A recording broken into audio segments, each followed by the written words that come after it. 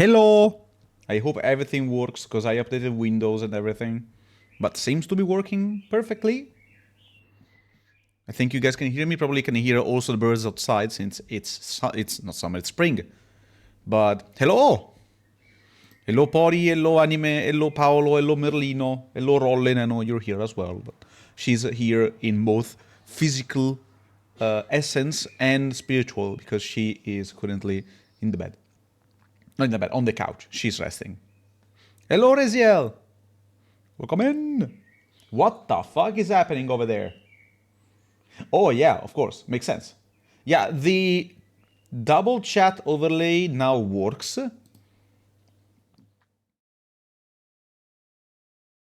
No, it's the other one. This one. Okay, let's go. This one works now, so there is no more problem about that. I mean, astral form. Yeah, exact. That's a good one. Yes. But yeah, I hope you guys have been doing fine. Hope you guys had a wonderful Easter if you celebrated Easter. If you didn't celebrate Easter, hope you also had whatever you had. That was nice. I am currently back in and productive as well. I finished editing, not, well, yeah, I finished editing a couple of shorts and then I finished writing a video about, which is pretty much a guide about Kingdom Hearts 1's crafting. It's not really a full-on guide, like you need to get all of these items, you need to get all of this, and then you need to get all these chests. No, it's not a kind of guide in full-on explanation, but it's more like the stuff added in Final Mix and the cool stuff that is like post-game and game and all that. It will be all compressed in one video that will be probably more than an hour long, most likely. And will also include some stuff I missed or did wrong in the series. And then we're going to have the finale, and then we're going to move on to Channel Memories. Which will take a while, because there's going to be ways to handle that. Channel Memories was longer than expected on stream, because I wasn't in a good state of mind when I recorded that, so to speak. So yeah, it might take a while to go through, but I think it's going to be fine anyway. Can someone write? I think the chat is broken. Test. No, it works. Okay, never mind.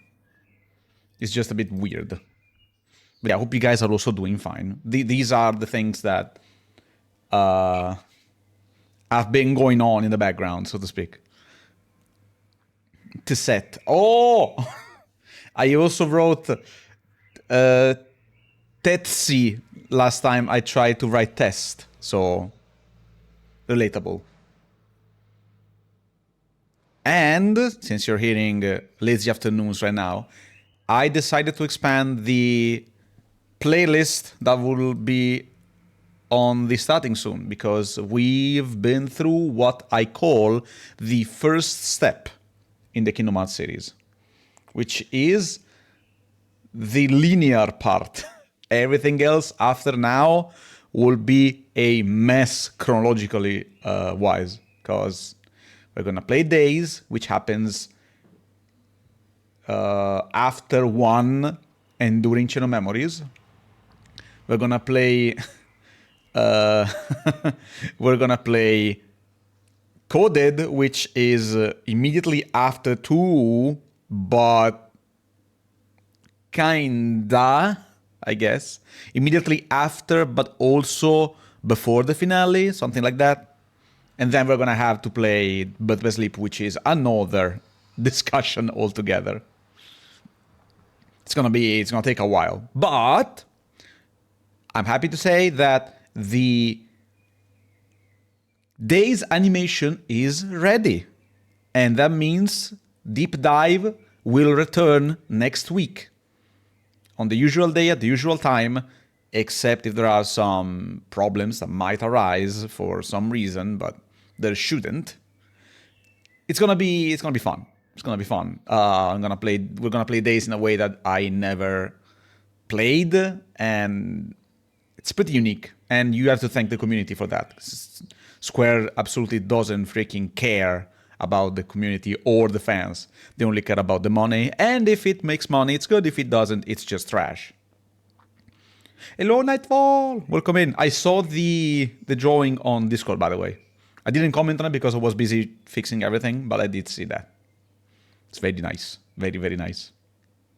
Hope you guys are doing well. And what else? Yeah. I said... Hello from YouTube, yeah.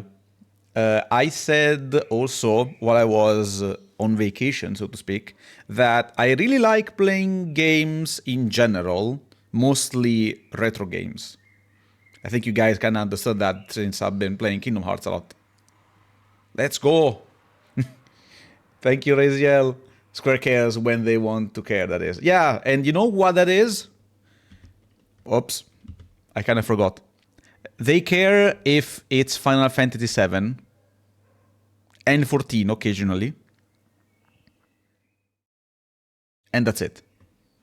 And Dragon Quest for Japan. And that's it. You think if Square cared about money, they'd see it as a golden opportunity. Yeah, but the thing is, they don't invest money because they're afraid of losing money. And that's why they're never there. And when they're never there, they don't do anything. Hello, Rollon. Oh my god, hug. Big hug from the Rollon. Ciao. I'm sorry, guys. Give me 1 second. Okay. Okay. Sorry. Had to. They're saying hi, by the way. She's waving. Final Fantasy VII will end eventually. Yeah. That's the problem. They see Final Fantasy VII as a freaking golden goose, like a golden chocobo that will constantly lay golden eggs. And the problem is, it's true. It just works that well for them. And it kind of sucks for the people who prefer other Final Fantasy games, like 10 or 15 or 9. By the way, oh, actually, speaking of 9, there's supposed to be... Hold on, let me reset my... Okay. Or 8. Yeah, any Final Fantasy that is not 7 or 14 is getting trashed, unfortunately. But apparently there is gonna be a anime of Final Fantasy 9 centered around Vivi, and I'm all down for that, I'll be honest. And apparently the Final Fantasy 9 remake is currently on hold for whatever reason. I'm getting like fixing the tracking because it's kind of wonky. Lighting is weird today because it's spring. Me who likes 8 and is used to getting nothing for Pete's sake. We didn't get 25th anniversary logo. Yeah, Final Fantasy 8 didn't get anything, even though it's literally just on quality-wise, it's on par with 9 and 10. 10? 7. Just Final Fantasy 8, I played it years ago, and quote-unquote recently replayed it properly with Rollin, and it's Rollin's favorite Final Fantasy now. She played a lot of them, but that's her favorite one. Look like I have to synchronize it from a high point to unlock me, and after I take the leap of faith. Yeah. Yeah. Oh, because you were called Animus. Yeah. Yeah, it's pain. It's. I genuinely, if you want to be a fan of a Final Fantasy, you need to play games like Theatrhythm or Dissidia, because that's where you get most of the higher amount of content for those games. That is like extra.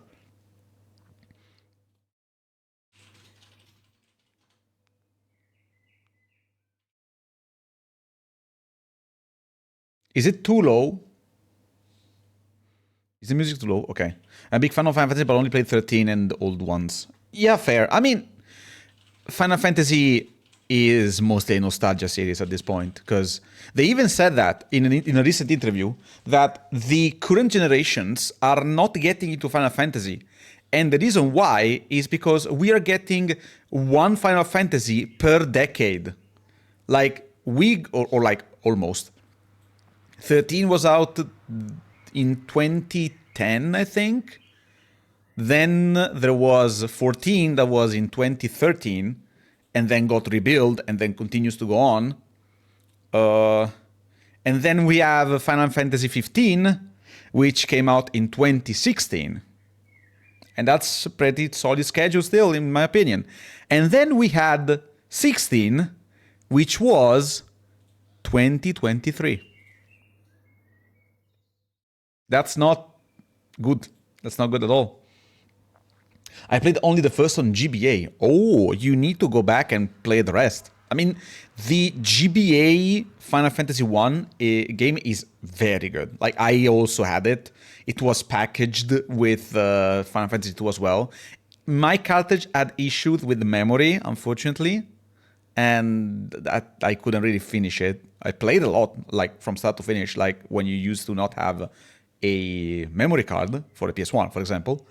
But it was fun. It was a lot of fun anyway. Already 3 years. Yeah, I know. It's insane.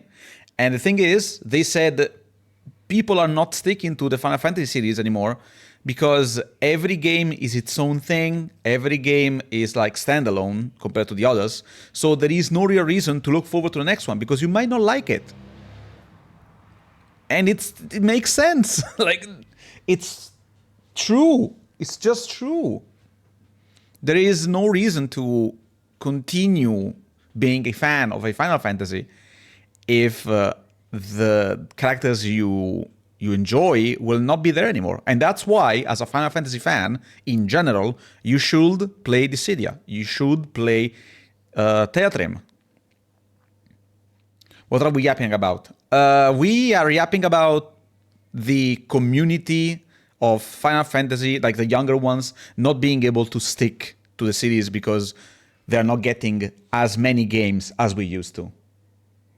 Forget I played Final Fantasy 15. Yeah, that game, I'm a stan of Final Fantasy 15. I love 15. 15 has touched me in ways, emotionally, of course, that not other Final Fantasy game could. And I love it. It has issues, like many, but it's still a good game. People shit on it because of a rough start, because of, rough development, rushed game, stupid storytelling and all that. But when you see the full picture, it's a very good universe. It's a very good story. It's a very good world building. World building in a game is so good, perfect. Except for the alternative DLCs and stuff. But that thing is, it's not canon, guys. It's not canon. As much as you guys like to think that Dawn of the Future is canon, it's not. Don't think about it. It's a good fan fiction that is made official, but that doesn't make it canon. The reason I'm not sticking with it is because I'm sick of the long cycles. Yeah, exactly. Like, there is no reason to be a fan of Final Fantasy because there literally is one new game every decade or so. And it doesn't make like a lot of sense. And that's why people just prefer, that's why I say it's more for nostalgia, because nowadays new games are like once every 5 or 6 years, while the nostalgia titles are released way more often. We have 3 Theatrim games, we have 4 or 5 Dissidia games. One of them is not playable anymore, but that doesn't make it less impactful. And it's just, come on. So let me read chat. I think I missed a couple of messages. Let me get YouTube back. Where is it?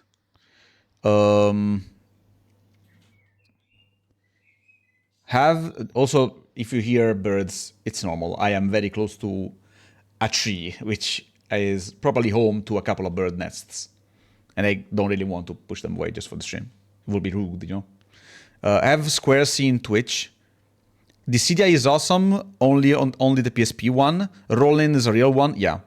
Yeah, Dissidia Duodecim is... No, that's not true. Dissidia Original and Dissidia Duodecim are both very good. But since Dissidia Duodecim also includes the story of the original Dissidia, just play Duodecim. It's just better. I kind of don't like Bart's in Duodecim because they had to change him to include all the other movesets from other characters, but that doesn't make it like less enjoyable. It's one less character out of 30, you know. A fighting game with 30 characters, even nowadays, is a lot. Soul Calibur with all DLCs doesn't have 30 characters.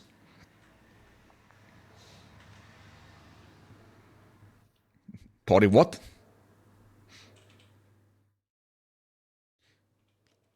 Hit the bottom of their branch with the broom handle and tell them to lower the volume like an old lady. Yeah, yeah.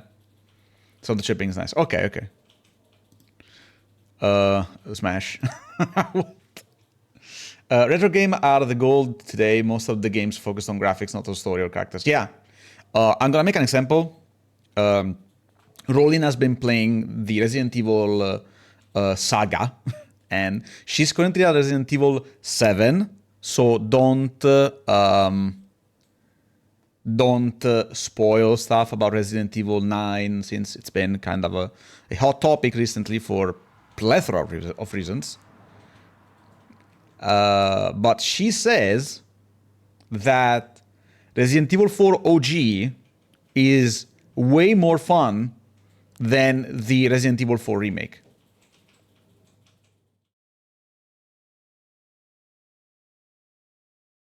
What are you doing? Okay, sorry. Right. No, don't. I mean, the story in Resident Evil is not that important, but still, like, people treat the series like it's a freaking golden age of horrors or just the best games ever. Bro, no. They are good, but they're not golden.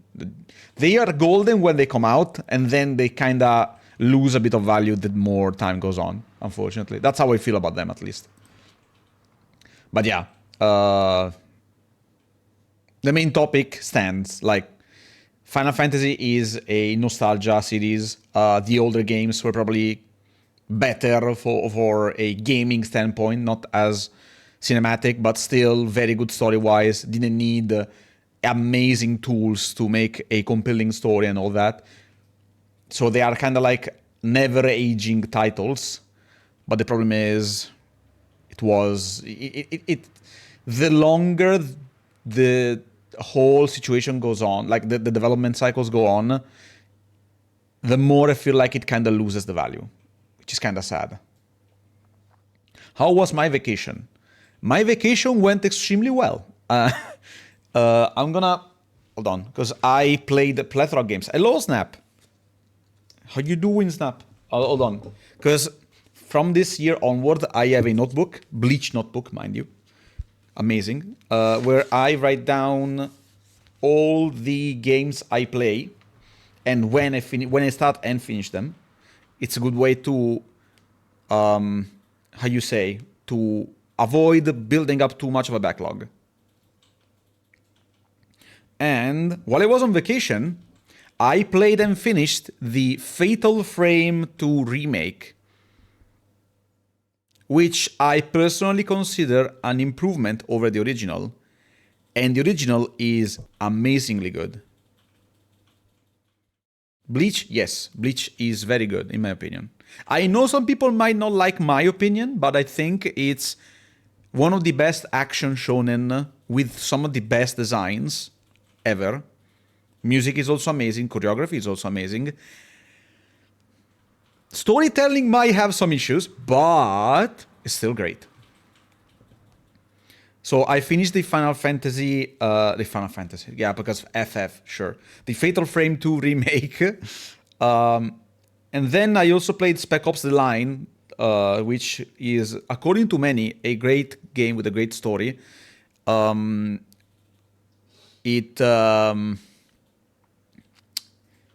It was challenging as a game, a bit wonky. a bit heavy on the topics. I know why people say it's good. It was short. I started the 29th of March. I finished it the 30th of March. Was very good. I really enjoyed it. The story of Bleach is not great overall, but it has its highlights. The first movie, it's so hard. The first movie is amazing. I really like it a lot. I really like the fourth one as well, but mostly because of the designs of the characters and everything. Bleach storytelling is pretty good, but an acquired taste. Exactly. You require to be very specific, but it's not bad. It has issues, but if you enjoy it for what it is, it's still very good. It's Mellow Mix time. Not yet, Danny. Hello, by the way. Welcome in. I've been watching the Thousand Years Blood. I think Blood War. I don't remember right now. The final part in a while. We still have. We haven't reached that part of the story yet. We need to finish watching the final season that's been released, and then we're gonna be on par with everything. I read the manga. And I know what's gonna happen, like, in general, but I'm very excited for it. Anyway, evil. I'm sorry, but I want to start on par with everything, and also want to talk a little bit because we haven't had a just chatting stream in a very long time. Because I don't really do just chatting streams. I like to how you say? I like to be productive, so to speak.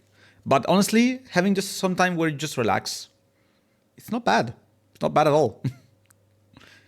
Can't wait for Core 4. That's what I'm saying. Oh, okay. Productive speaking, exactly. I was saying, I finished Fatal Frame 2 Remake, I finished Spec Ops The Line, and then, since Rollin is on a Resident Evil spree, we also played together in co-op Resident Evil 5 and 6. Final Fantasy Frame. That'd be sick, actually. And then, while we were playing Resident Evil 5 and 6, I bought on my PS4, since I also own a PS4 and I play games when I'm at Rollin's place there, so I don't have to monopolize the PC. I also bought and played Toy Story 2 for the PS1.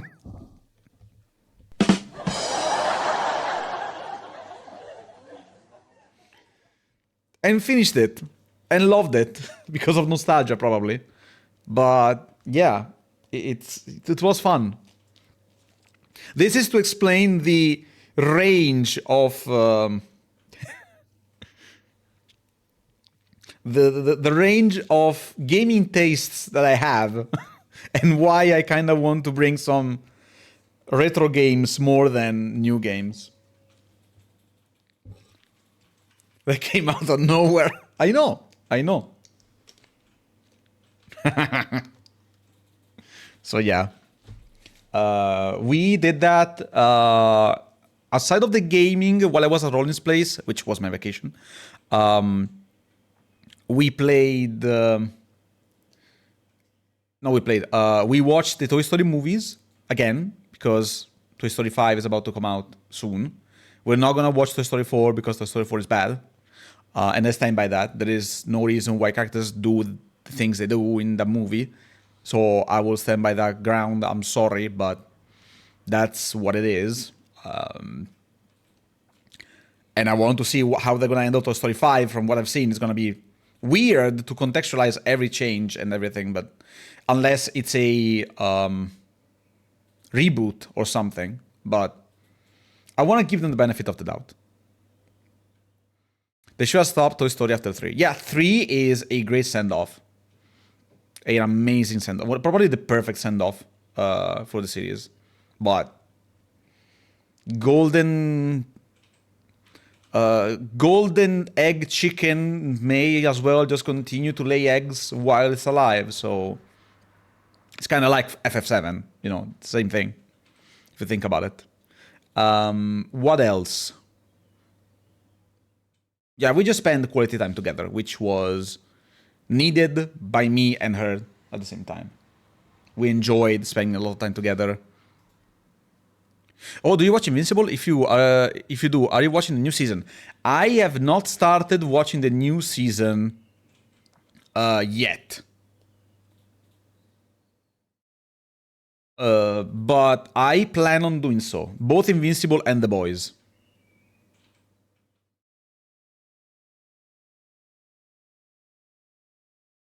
I never watched 4 and want to watch 5 because I have no reason to. Understandable, honestly. Under-fucking-standable, because 4 was, in my opinion, 4 was offensive towards the original trilogy. Because literally, I'm not gonna spoil it in case you guys haven't watched it, but what happens in 4 doesn't make sense. I just hope they don't come back in Kingdom Hearts 4. I hope Pizza Planet or whatever that place was doesn't come back. I hate that in Kingdom Hearts 3. I hate that place with a passion. For reasons. I don't hate it because of hating it. There is a reason for it. And I will explain once we get there, which is gonna be in a year or so. It's gonna take a while. Well, have fun. I have an exam tomorrow. Wish me luck. Okay. No worries, Pori. Have a good. If you need to study, go study. If you need to, and succeed in the exam. Hope you have hope you will manage, so to speak. You know what I mean. Good luck. Also from the Twitch chat, they're also saying good luck. So, what else? Oh yeah, I was considering to occasionally bring something like a weekend stream from time to time, where I want to play some extra games here and there, especially games that I enjoy from my childhood or from my retro gaming brain that I haven't touched in a while, or that are very good to play nowadays, or just very weird at times as well. Like, for example, who would play Digimon World 1? No one. Well, I could and would, for example. That's one idea. But what else? Castlevania, for example. I kind of like playing Castlevania games. Even though I want to stick, I want to focus on Kingdom Hearts, I kind of want to... What's a Digimon? A Digimon is pretty much a brain rot, but they fight. And no joke, this is what my brother heard some children say when they were talking about the latest Digimon game that was about to be released. Like, that thing hurts to hear a lot. That thing is absolutely... When I heard that, I was like, nah, man, I don't believe you. But then I thought about it, and I was like, yeah, that makes sense. That actually makes a lot of sense. Unfortunately. They kind of like...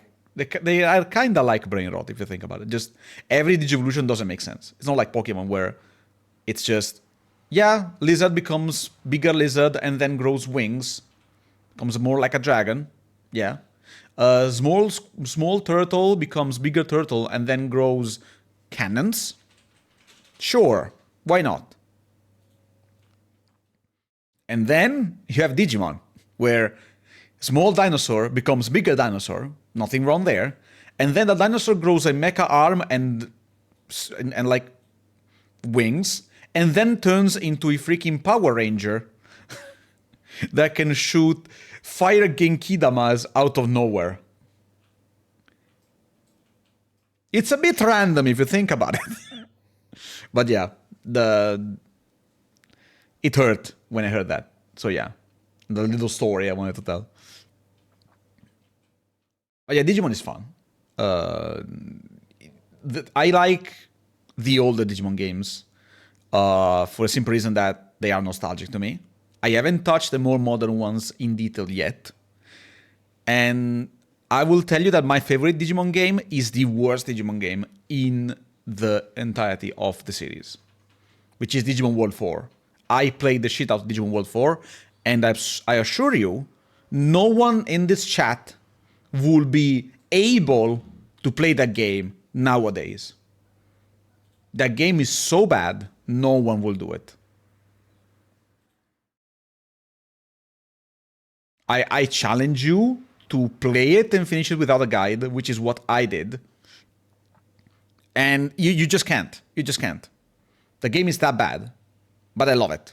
Because it's bad, but I grew up on it. So I have nostalgia for that. Then what else? There is one project I have. I don't know if you guys enjoy Souls games. I do a lot.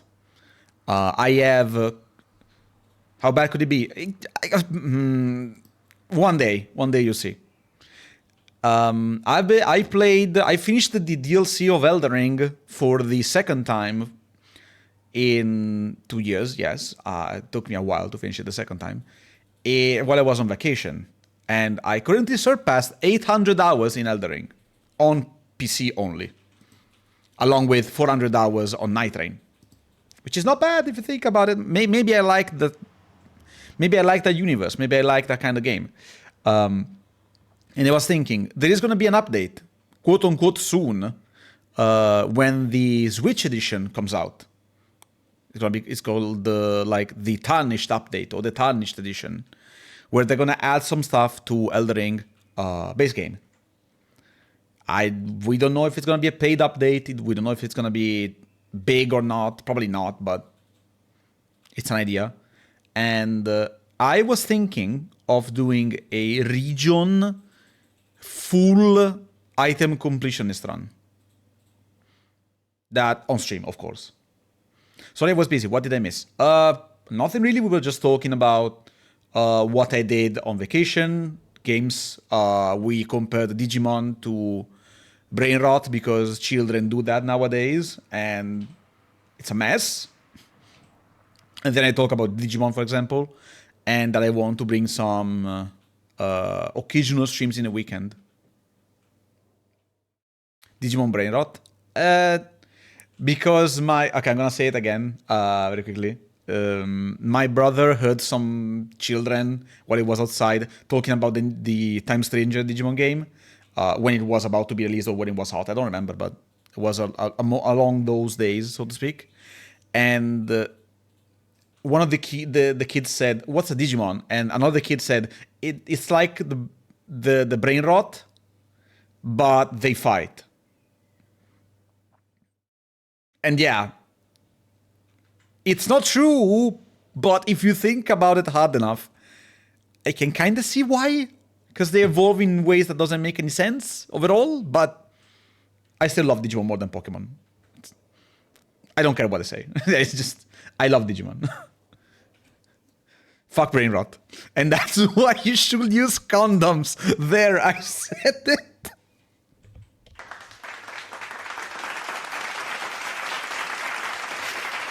Yes. These kids are scary. I heard completionist and I was sold. It's like the opposite of my safe word. But yeah, what I want to do with Elden Ring when the game gets the update, it's play through again with another one of my characters, because I already made all my characters, but there is a couple that I want to create. Because in case you don't know, hello, I have a zodiac sign in my eye, okay? I have more than just this character,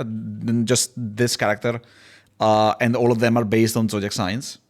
And whoops, and I kind of want to make another one because I miss creating characters for my story. The brain rot is rotting his brain. Yeah. I absolutely agree.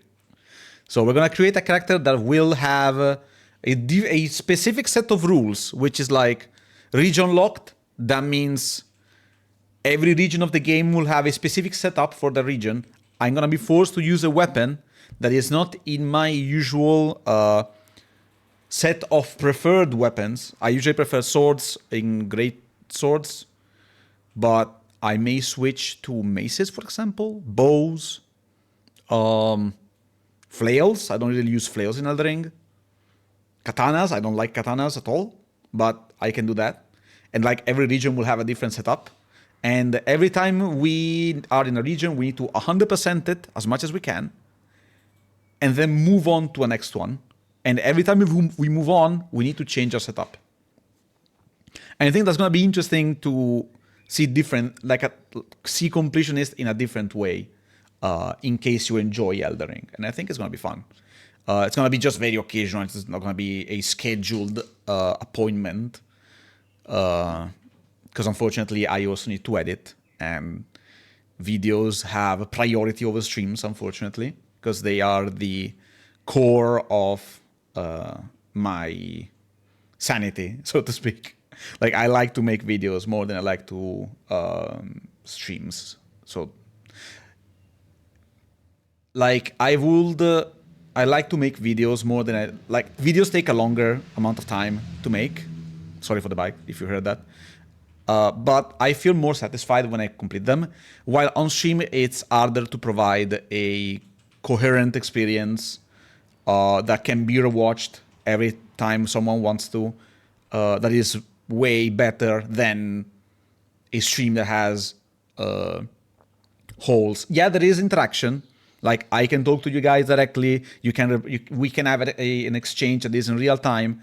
But overall, I think a video that can be rewatched as many times as you want has more value than a stream that is one and done and gone after a while.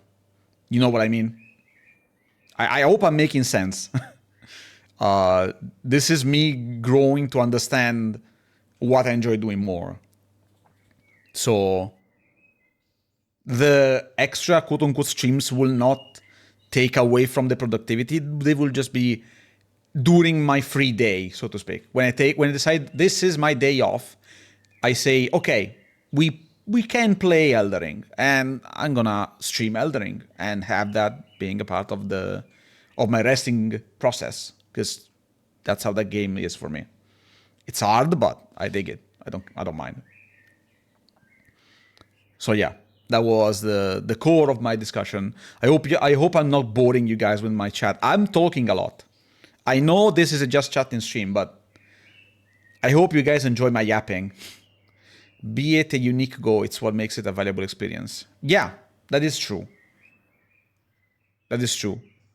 It's just that I find it harder to do, because you can't do that every single time, but it can be with videos.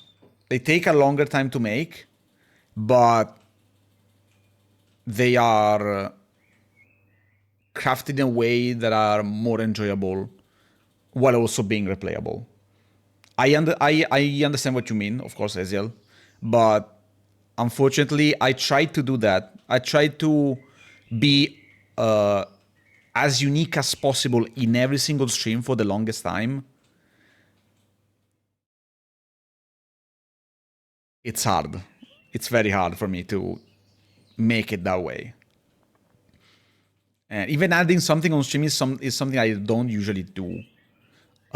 Because like a new alert, for example, or a new redeem, whatever, I have a hard time doing it because I feel like it's not worth it. Even though it is. I know it is, but it's just my mentality that's just a bit wonky for that.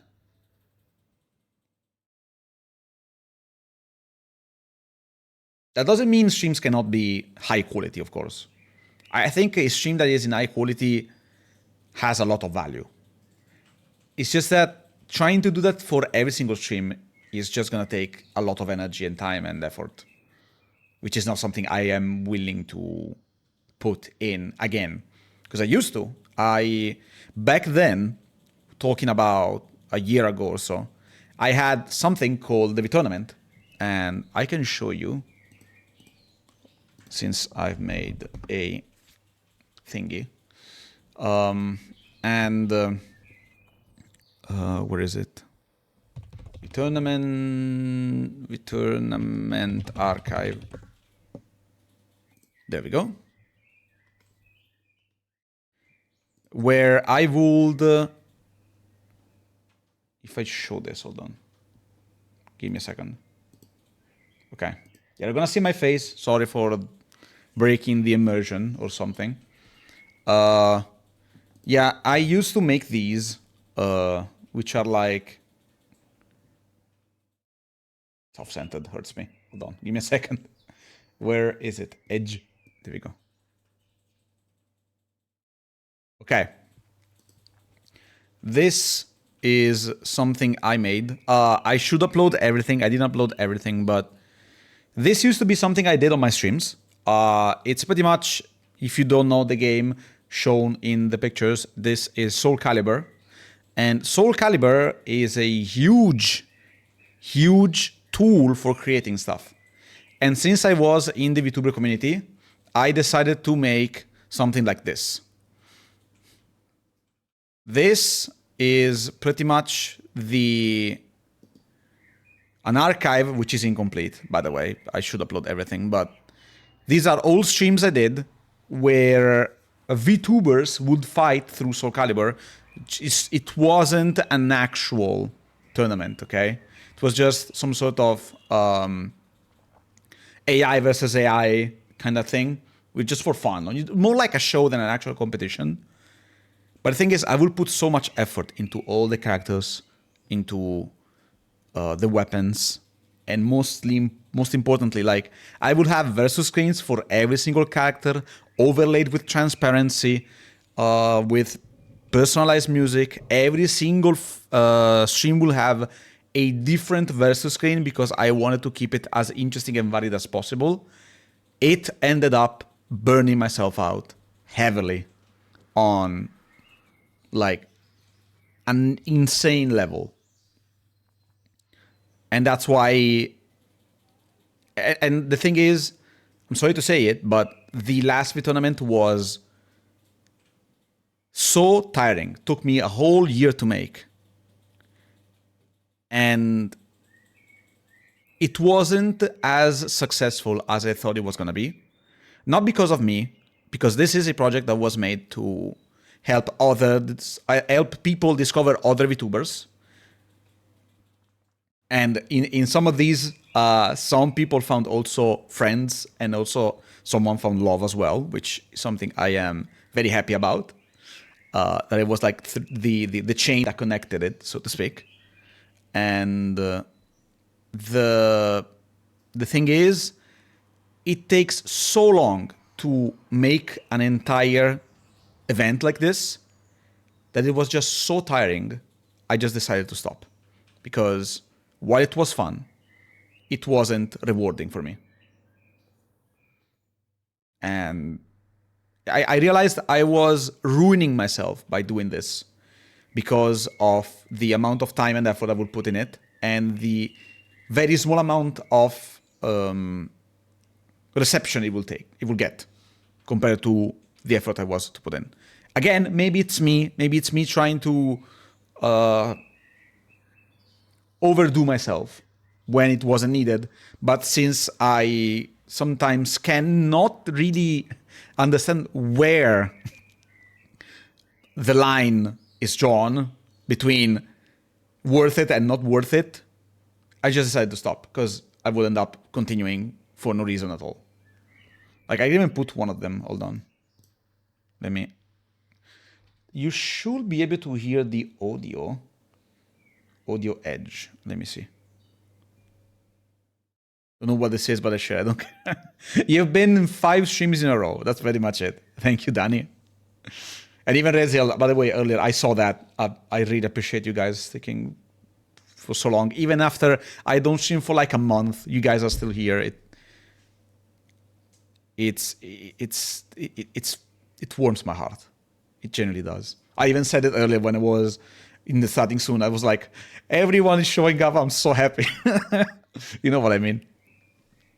It was very heartwarming, so to speak. But yeah, this is what I do. I used to do for this. You guys see full screen, but it's not really full screen. Let me do this. Uh-huh. Happy to be here. I am also happy you guys are here. Hope you guys also feel the same, by the way. Everyone in the whole thing, I mean. Uh-huh. And there we go. Okay. I'm not gonna disappear. This is me editing, by the way. This is my editing when I want to do shit right.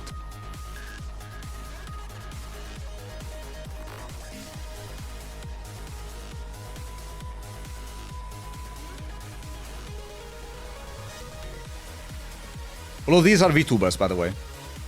Except for one of them that is one of my characters.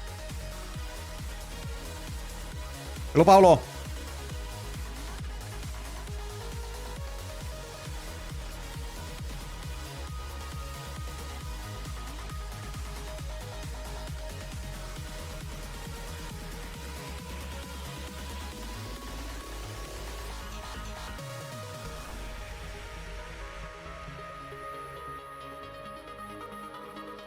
It's Soul Calibur.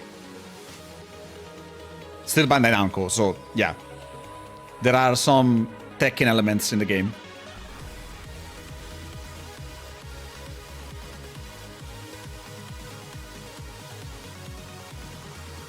Ha ha.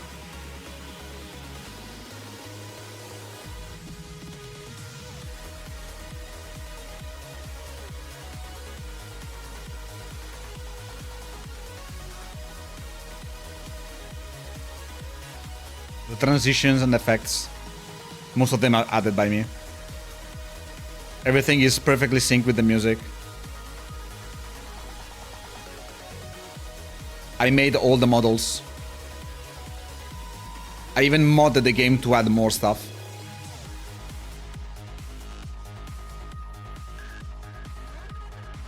I made the logo as well.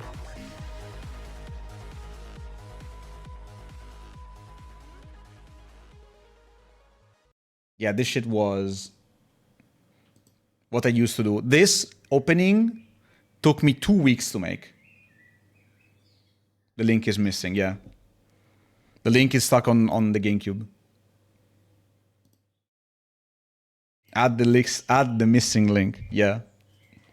So yeah, imagine doing that, and then all the extra stuff that is around it, selecting the music, extending the music, make like character sheets for every single VTuber with a short description, have a clip showcase or art showcase in case there were artists and all that. It was very tiring, very rewarding personally, but wasn't rewarding on the long run, because the success of it wasn't under my control. And after realizing that it was hard to be successful with that, I said to myself, it's not worth it anymore. And I stopped. I didn't even care about my success. It's more like I do this for these people. And a lot of them will just show up for the first stream and then just be gone. Or sometimes not even that. And it was hurtful because I put so much effort into that. Effort over satisfaction. Yeah, like it wasn't worth it. Because I also there was a lot of knowledge put in those thing. Like the effort and knowledge I went through. Well, how you say went through? I put into that was a lot compared to my usual. So it was tiring. I'm happy with the final result personally on a production level. I'm not happy with the result, with the deception of it. And that's why I stopped. I'm happy I've done that because it was fun. I kind of wish it would have been, it ended on a better note, so to speak. It was like the last I did was a stream about that. It was like in June 2025. And then I took a break, and then I just focused on Kingdom Hearts. Was unlucky. Yeah, probably unlucky. But, you know, it is what it is. It's fine. I don't want to blame people for that. It's not... as I said, I prefer to have control of things I do instead of relying on others. And I feel like I've been doing that ever since I stopped doing the V tournament. And it's only been a blessing. Focusing on what I like, focusing on what I love, focusing on myself more than anything else. It sounds very selfish if you think about it, but in reality, it was just... It's just the way it works. If you do things you don't really enjoy for the longest time, or like you enjoy doing it for others, and then the others don't feel the same, it's demeaning and not really good for your own self. I can relate. At the beginning, making Kingdom Hearts worlds for VRChat was a lot of fun. I loved adding details, Easter eggs, secrets. Then people started to bother me asking for updates, new avatars, worlds, etc. And little by little, it started to feel like an obligation than a hobby, and felt really tired. Yeah, exactly. That is exactly the feel I got from that. Like on your end, it's more like people were demanding for more. While on my end, people demanded for more and then weren't there for it. And that's what hurt the most. Like, you work so hard for others, and then the others don't give back. Of course, I'm generalizing. Of course, not everyone in that event that was in the event was like that. Not everyone, just some people. But the thing is, on the long run, it felt like it wasn't just gonna work. So I stopped. I had a lot of plans for it. Like, I had a big lore, and like I wanted to animate the ending of the 4th event and have like a big twist at the end where everyone would kind of win overall, leave on a positive note, and just have it be something good. But alas, it wasn't worth it. I'm sorry for the ad break, by the way. It's gonna happen in a bit. After the ad break, we're probably gonna start doing what I said I wanted to do, which is the Kingdom Hearts tier lists. If you have any tier list in mind, please tell me. If we have space, I will add it to the list. Melon Mix, it's tier SSS. Yes. I agree. I agree. We're not gonna do games because we haven't played the games. So I would like to...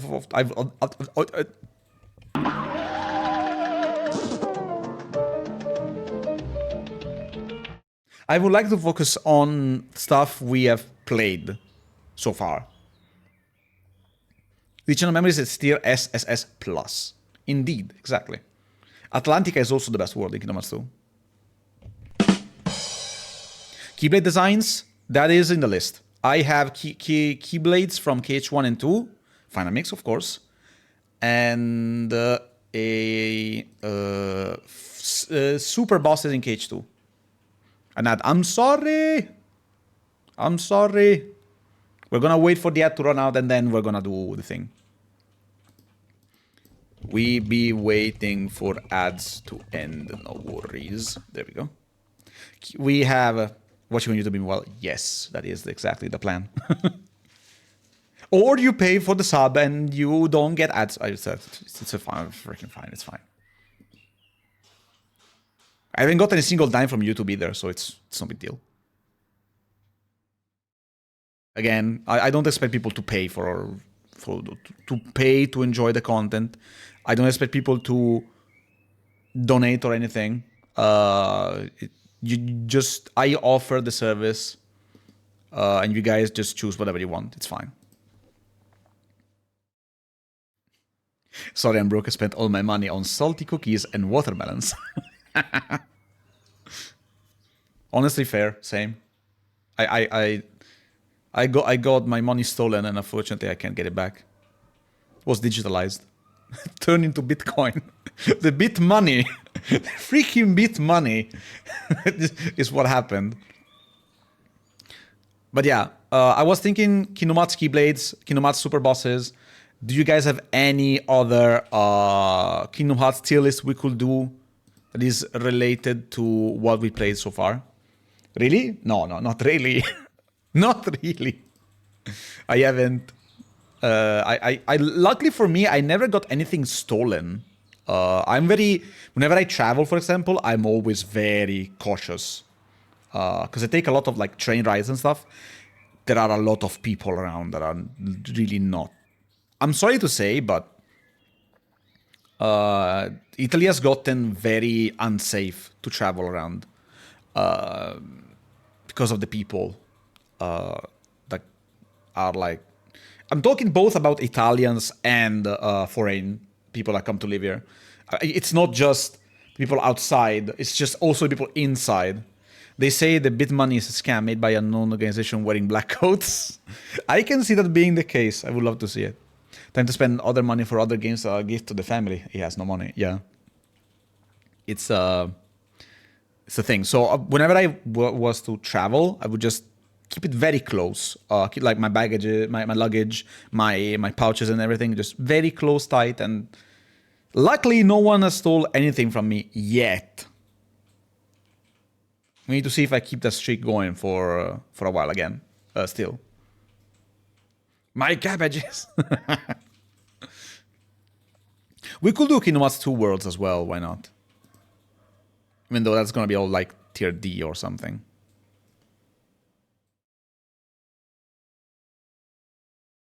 Kingdom Hearts 1 bosses, sure. Opening tier list. Ooh, juicy.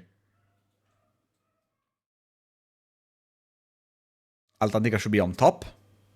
I mean, to be honest, compared to the level design of all the other worlds, Atlantica is probably pretty high up in world design. We could do Heartless. That's gonna take a while though.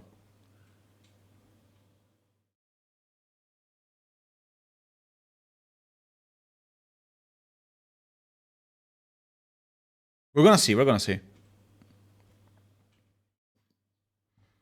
Okay, let me see what we have. No. Opening. Yeah, opening is fine. It's not games, but openings.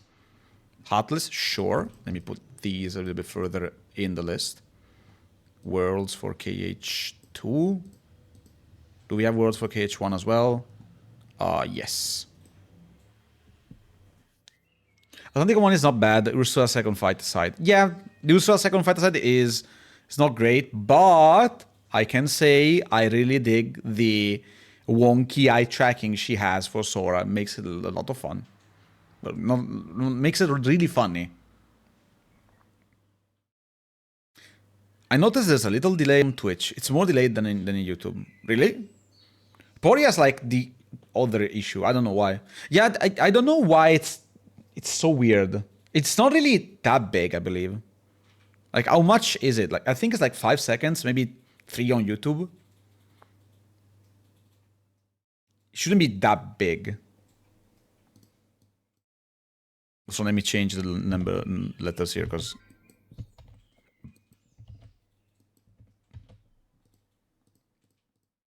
Okay, let's keep it consistent. Me as a 10-year-old going in circles on Atlantica. True. I also discovered that there is a shortcut in Atlantica. Like, I think I knew about that, but I completely forgot about it. Because I was editing the completionist video. Well, not editing, I was like scripting it still, like on the script side. I'm still recording the lines. I wanted to finish recording and start editing yesterday, but I was so filled with stuff to do, and I was so tired at the end of it, I just couldn't. I was just so tired. I'll probably start either today or tomorrow. And I realized there is a shortcut in Atlantica. In the shipwreck area, there is a path that leads to a small nook with a water geyser or whatever that is, that if hit, raises the chest close to Ariel's grotto, and you can then use it to go to the shipwreck in like no time from the palace castle, from the palace. And if you open the big chest, you also get an orichalcum, which is great because I'm making a video about synthesis. It's just perfect. You didn't know that? I think I knew about that, but I forgot about it after so many years of not doing it because I'm not really doing completionist. I usually just played the game and did the super bosses. I don't really complete it. I thought it was an obligated path. I mean, I understand it, but the thing is, consider I played most of KH1 when I was not even in middle school anymore. I played KH1 until KH2 was a thing. After KH2 was out, I pretty much stopped playing KH1 because I didn't like KH2 that much that it kind of ruined KH1 for me. And then Days came out, and I just played Days for the longest time. And then, of course, we got Birth by Sleep, and then I started playing just Birth by Sleep, and then so on, so on, so on. I started playing KH1 actively only when the PS3 version released, because it was Final Mix, so it was like, there's so much new stuff. I'm like, I need to play the game. Which, by the way, makes it like way better. The game as a philosophy that Final Mix maintains perfectly. And that's what I really liked about Final Mix. And that's also why I want to make a video about the Final Mix Atlas, because I think so many people did not play the Final Mix version in the West, on the West, and they had no clue the new Heartlesses exist. And I also think people who got into the series way more recently never knew about the Heartless that were added in Final Mix. Like, those were part of the Final Mix package. So it's like, I give info to both sides. And maybe people who did not do 100% run don't know how to handle these Heartless. So that's also something for them. Kingdom Hearts 1 is clunky, but I prefer the Disney vibes of it and the Villains Alliance over the organization. I get that. I absolutely understand it. I think it's way more classic, like simpler. That doesn't mean it's bad. It's just simpler because the whole idea was just simpler. And I think it's also why I really like H1 more, like not more, like a lot. Just that it feels genuine. It feels simple and clean. Haha, very funny meme. But it's literally what it is. Just it feels simple and lighthearted, even though it has heavy themes, loss, sacrifice,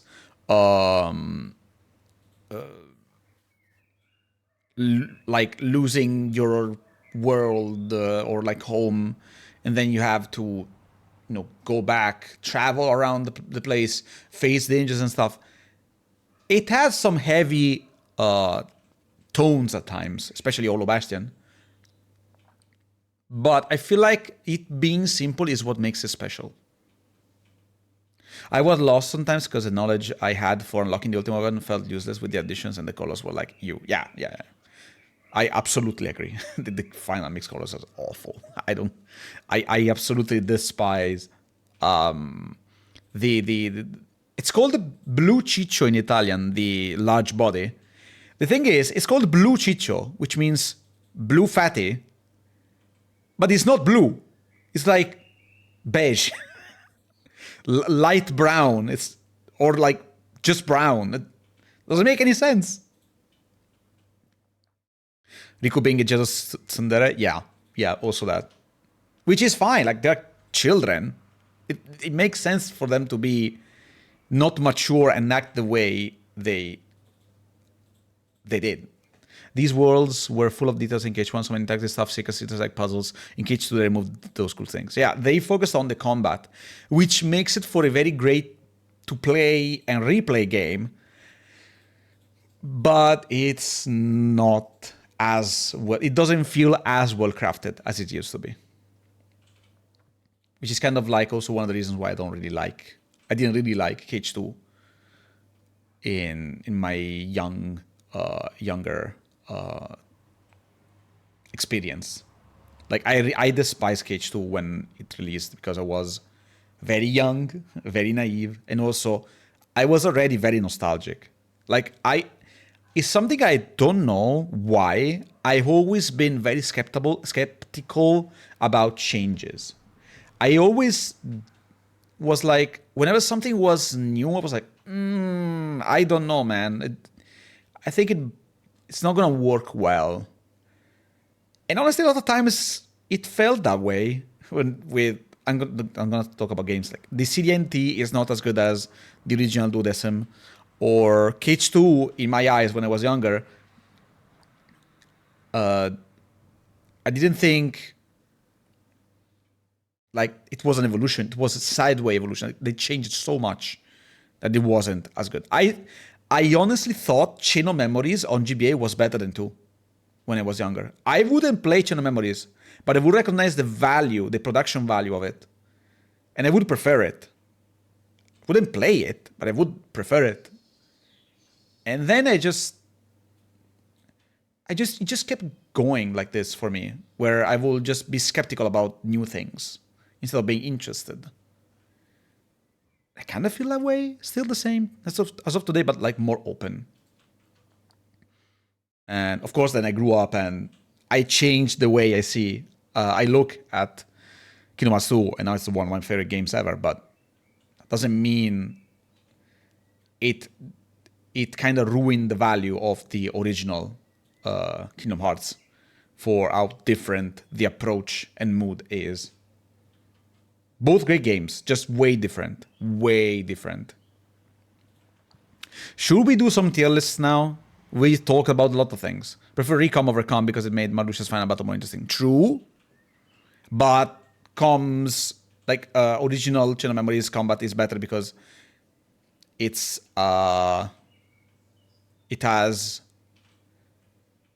it's well scripted in for the system. I hate Vexen though. Yeah, fair. I don't remember Vexen in Com. It was so long since I last played it. Okay. It's tier list time. So we can actually do some things here. I'm gonna place it like here. I'm gonna move here. No, I'm gonna move here. Yeah, there we go. Remember to record. Yeah. Yeah, in case you guys want to meme and do stuff, I am... Is that chat the Twitch chat or the Spout chat? Okay, it's the... not the Spout chat, the Nutty chat, okay. So if you cutscenes of Com and the Riku story made more sense in the original. Yeah, absolutely. A lot of things were lost when they remade Chain of Memories, but I still think both games are like extremely valuable. Okay, can I make it bigger maybe? I think I can place this in a better position. There we go. This is fine, I think. Like this. This is fine. Move the chat so the tier list is visible. I mean, technically it's already visible. But yeah, I can move the chat. How can I move the chat? I have an idea. Sorry, guys.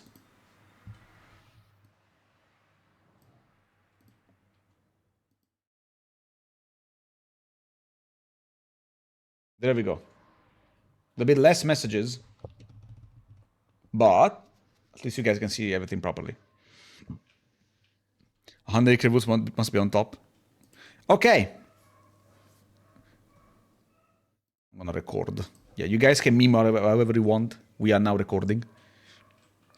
So, I have a plethora of tier lists here that we will go through in a bit. Don't mind this one being a mess. And we're gonna talk about Kingdom Hearts worlds and everything.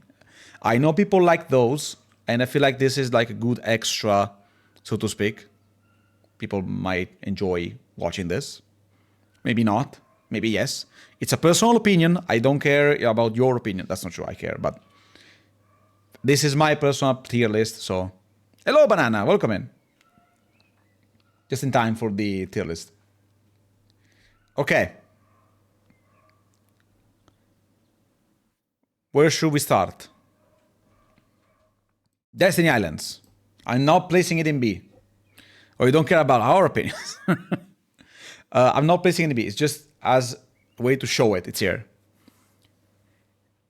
As a starting world, I think it's very good. I think it sets the mood nicely. Gives the right idea of what the game wants to be. With the quests and stuff. And the challenges with the Final Fantasy characters. It promotes exploration. And also because you need to. So you like, it actually is teaching you the way to play the game. Every character in the place is very good. Because they are Final Fantasy characters, so you can understand that if you bought the game for Final Fantasy, you're getting Final Fantasy a lot. Good mood, visuals, good music, good fun, and decent platformer almost. Platformer is okay. I don't think it's a good platformer area because I tell you this, it doesn't say half of the things you need to know. It's exactly, Riku feels unfair for a tutorial area, and that is exactly true. That's what I wanted to go. Like, you have exploration through the Kairi quest, because you need to get the fish, you need to get the mushroom, you need to get the logs, you need to get all that kind of stuff, which is cool, because it forces you to explore. And then you have characters like easy mode, the farming, which is a selfie. Then you have mid-tier melee fight with Tidus, and then you have the tech teacher, which is Waka, and it teaches you all these kind of things. And then you need to learn all of this and use that to beat Riku, which is kind of fun, in my opinion. 100-0 against Riku, my childhood safe spot. Yes. Yeah, pretty much. I believe it's a great starting area. Also, the presence of Ansem giving you some sort of mystery going on. I want to include also, since it's not here, even though it should be, Dive to the Heart. I don't see it here. And I think Dive to the Heart is also a great introduction that also adds a lot of mystery, while also introducing to the main enemy of the game. So, in my opinion, it doesn't have much to do outside of the main stuff. It has a couple of secrets, a couple of trivia, mostly if you replay the area.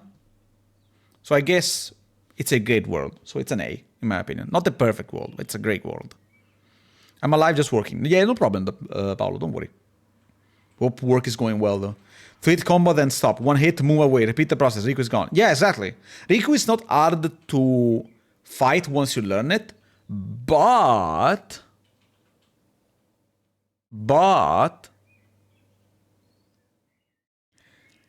he is very gimmicky once you understand. It's going better than my face. 2-0? How? Even if he doesn't beat me, I'd end up falling from the island and lose my by default once in a while. Yeah. You need to gimmicky beat him. Like, he is gimmicky.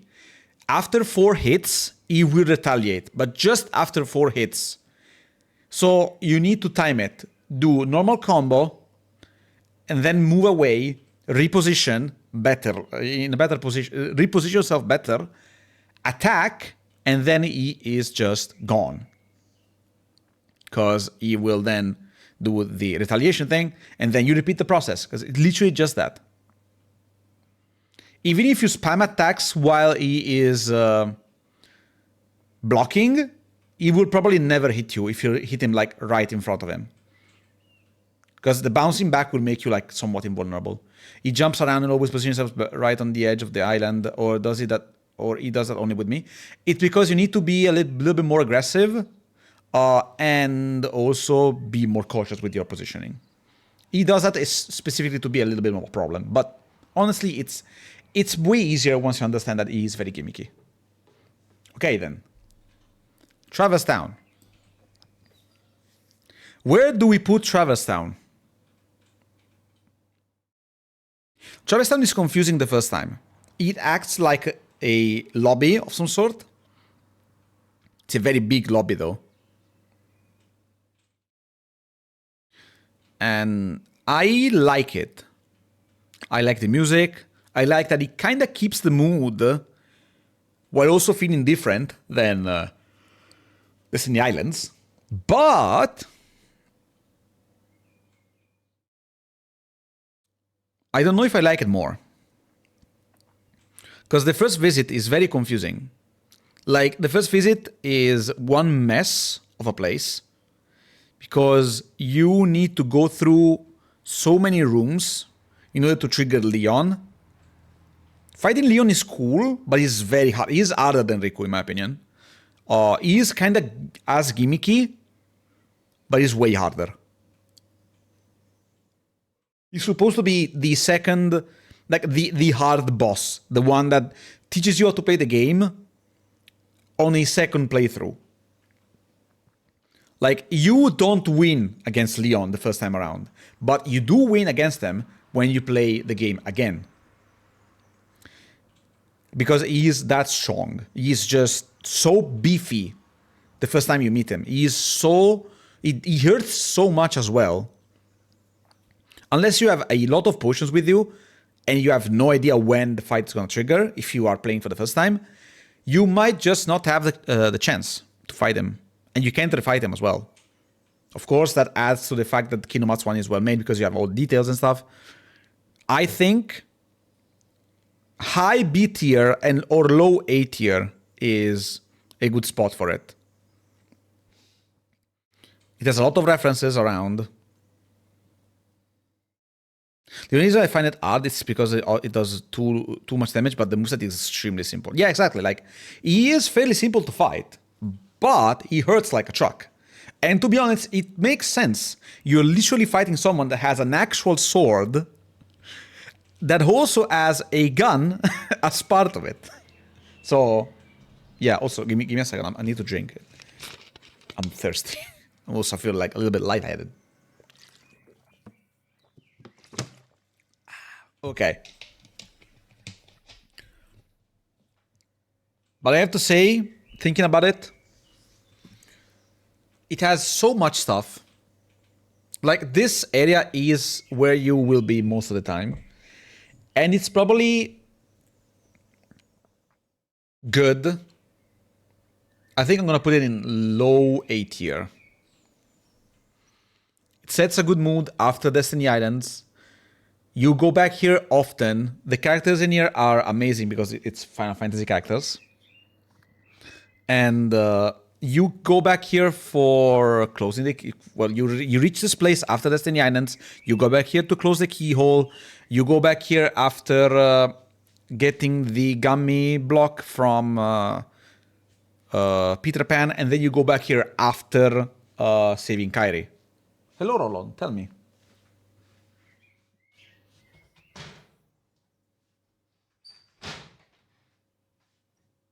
Okay, she closed the window.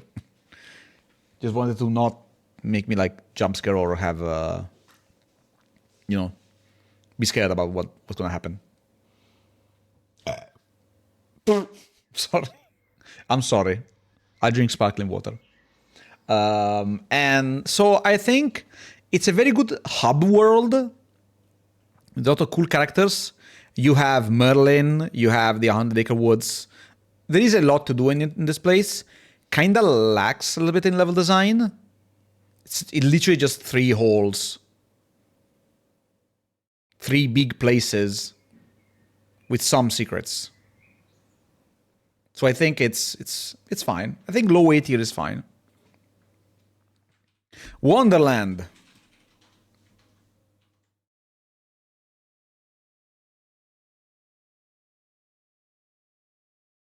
You know my opinion on this world. I don't like it. I don't like it. I think it's one of the weakest worlds in the game. It's not a big world in general. Has some secrets, but it's confusing as hell. If you think about it, most of the time it's just you gotta talk to X and then you can leave right away. Yeah, exactly. That's what I mean. Like, you have a lot of things to do in there. Other times it's just not great. And I think Traverse Town is fine for what it is, good for the mood it sets, and for all the things you can do in the place, but it just ends there. It's very good. Mind you, it's a mood. Traverse Town is a mood. I'm not putting it in A and not in S because I don't like it. I'm putting it in A because I think there are better examples in Worlds in Kingdom Hearts. But yeah, Wonderland, in my opinion, it's one of the worst worlds in the game. The art style is very good. Trickmaster is a great fight. And I also like the detail that they have the same voice actress for Alice. But the thing is, the entirety of the world is just a mess. Because the art style and the concept, of course, is of a abstract, messy world. And that is perfectly fine. It's not a problem. Game design-wise, it's a huge issue, though. Because when you make a game, especially made for young children or teens, okay, they have not the brain of a fully developed adult that can understand where this goes. So exploring the world is hard. Getting 100%ing it is also hard. The Keyblade is stuck not after the fight, but after you do like a trio thing in there. So it's even worse. There are a lot of cool details in it, but game design wise, it's bad. Also, the trick, quote unquote, with Trickmaster is flatline stupid. Like, the Cheshire Cat, whatever the name is, gives you Blizzard. Doesn't tell you why. Just gives you Blizzard. And you will understand that Blizzard is to turn off the batons he uses while you fight it. No, Blizzard is to turn off the stove. But the game doesn't tell you that. And the hitbox of the stove is stupidly wonky. You need to be at a very specific angle, at a very specific distance, and target it in order to do it. It's not good level design. Makes for a very cool secret and trivia, but it's not good level design. So that world, in my opinion, is one of the worst worlds in the game. So it moves to D tier. I'm sorry. I'm sorry for the enjoyers. It's D tier. I don't care.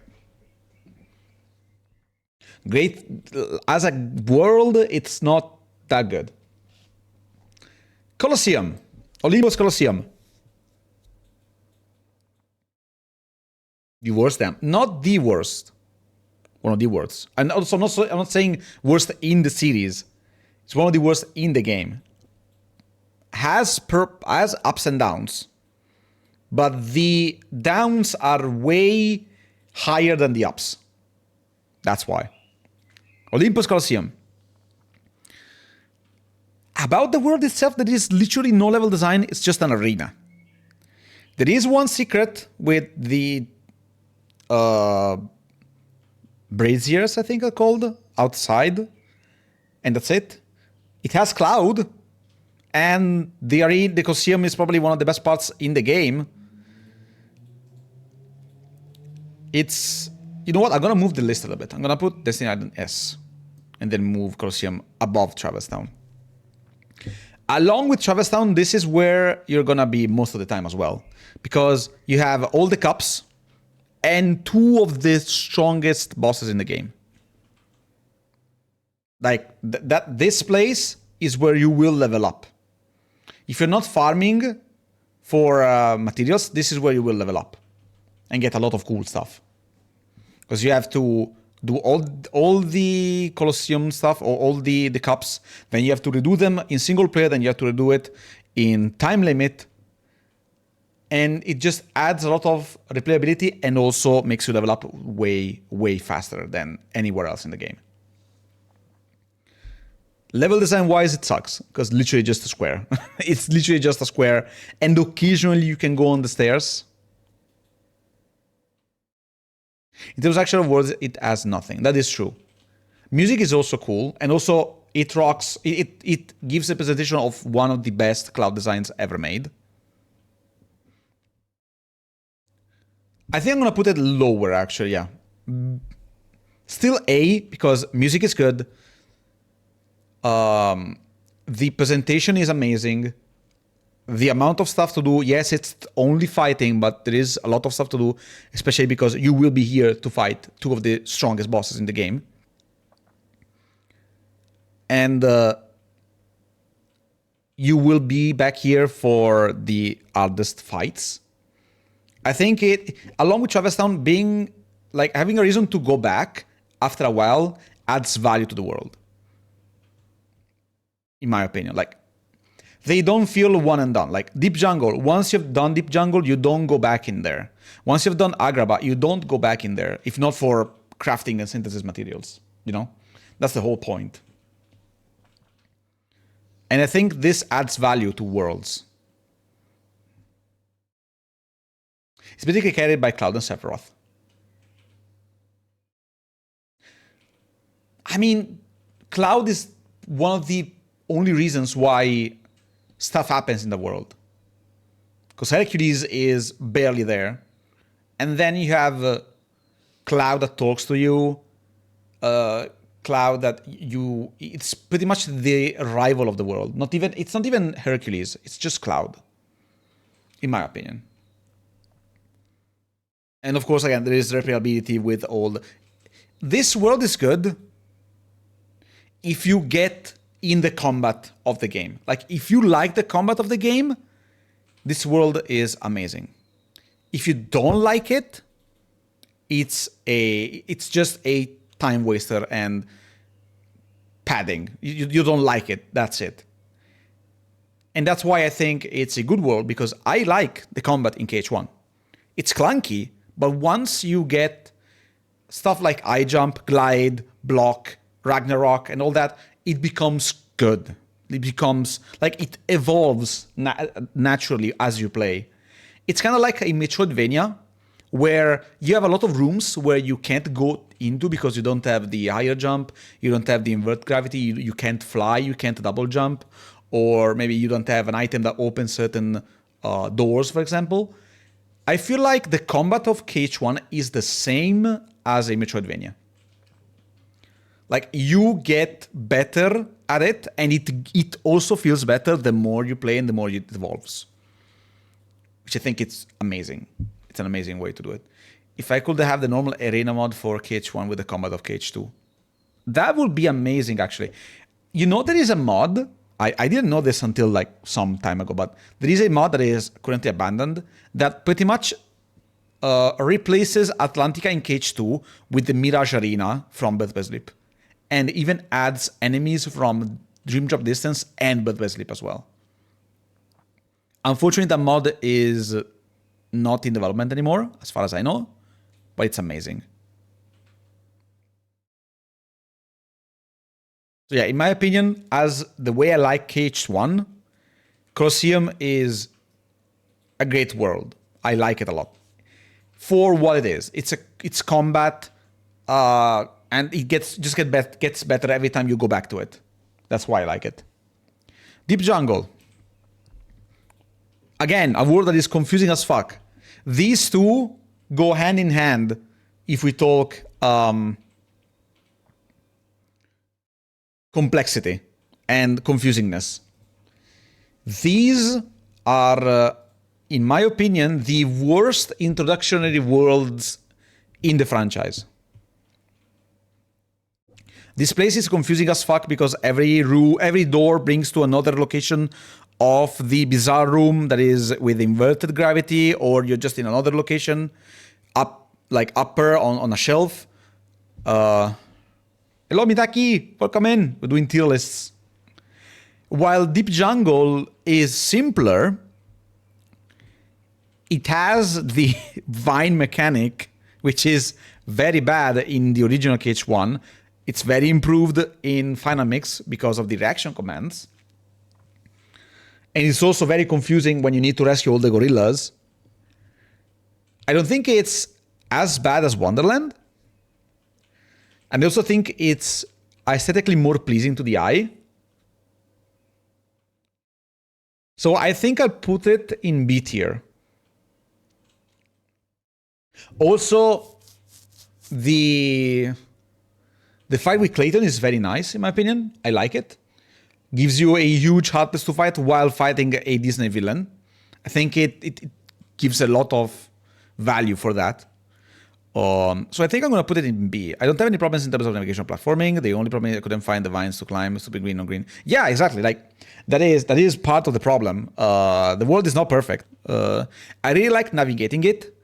I absolutely know that it's confusing because it's literally just a forest. Like the only two areas you can clearly differentiate pretty much are the camp and the house. It's a tree house. In terms of level design, I like it a lot. I really like it. I really like the level design in this world. I think it's the first time where the level design is actually a bit deeper in the entirety of the game, for the first time in the game. And even though the movement is a bit meh, I think it's fine.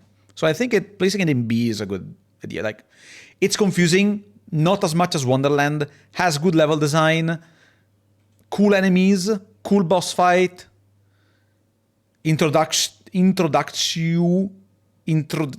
know what I mean? To party members, actual party members. Because Tarzan is the first guest character you have for your party. So I think B is a good level for it.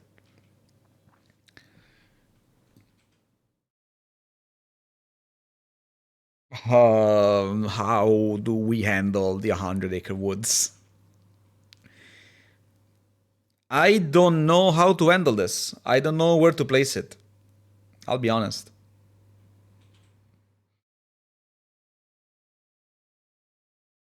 I think D. Just D. I am inclined to give it its own category.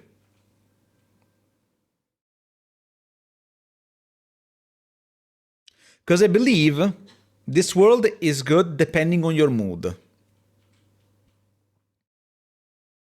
I don't really like any of the minigames in KH1. See, that's the thing though. The mood in KH1 fits perfectly with Winnie the Pooh, but it doesn't in KH2.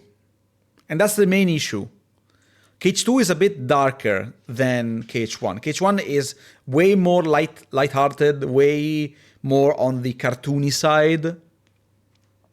It's cartoony even in KH2, but what I mean is KH1 is way more cartoony when you see a lot of things. Like, there is a lot of fourth wall breaking. There are a lot of comedic moments that also go along with the music, exaggerated elements. There is a lot, in my opinion, that is.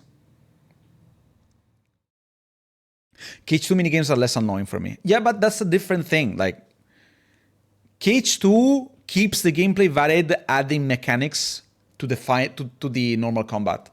Like Mulan has the morale mechanic, or when you need to fight Beast, you need to use talkings to get him to his senses. Like, KH2 adds mechanic in the normal combat. And those also kind of counts as minigames.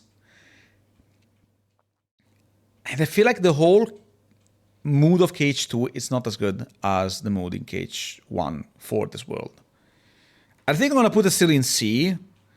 It's nothing amazing, it's just a minigame world that gives you some cool stuff overall. But it just ends there as well. I think it's way more important. If we didn't have a Winnie the Pooh in Cage 2, it would have been the same. But I think having Winnie the Pooh in Cage 1 makes a lot more sense. So I think putting it in C and not completely destroying it like Wonderland, I think it's good. Also because, did you know you can get the cheer ability if you complete all the puzzles, all the mini games with certain high scores? And also, did you know that there is a way to track the records that you need in the game through the little honeypots that are close to Pooh's house? Now you know. One thing I can say, maybe it pans out a little bit too long in Cage 1. No, but I like to have the discussion, you know? I like to chat about it. Makes sense as well. I think C is fine. Because I'm also like, as I said, it depends on mood. I think if I am in the right mood, I like it. If I don't have, if I'm not in the right mood, I prefer to just go somewhere else for the time being. So I think C is fine for situational. It's like sometimes they feel good, sometimes they feel kind of meh. So I think that's a good spot for it. B is general for good world that are not perfect, but they are very good, and there is some stuff to do. A is for worlds that are very good and also give reasons to go back to, aside from the extra heartless. S is just perfect. S is just the world that is placed at the right moment and does the right things.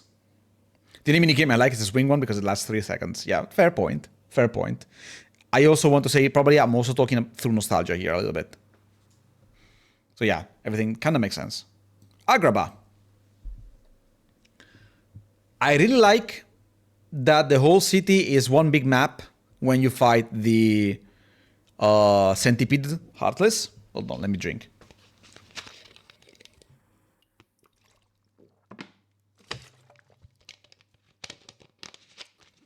It's a bit confusing to go through the Cave of Wonders, but that makes sense since it's a huge place and it's supposed to be a place where it's like a give a lot of yourself in order to bring something out.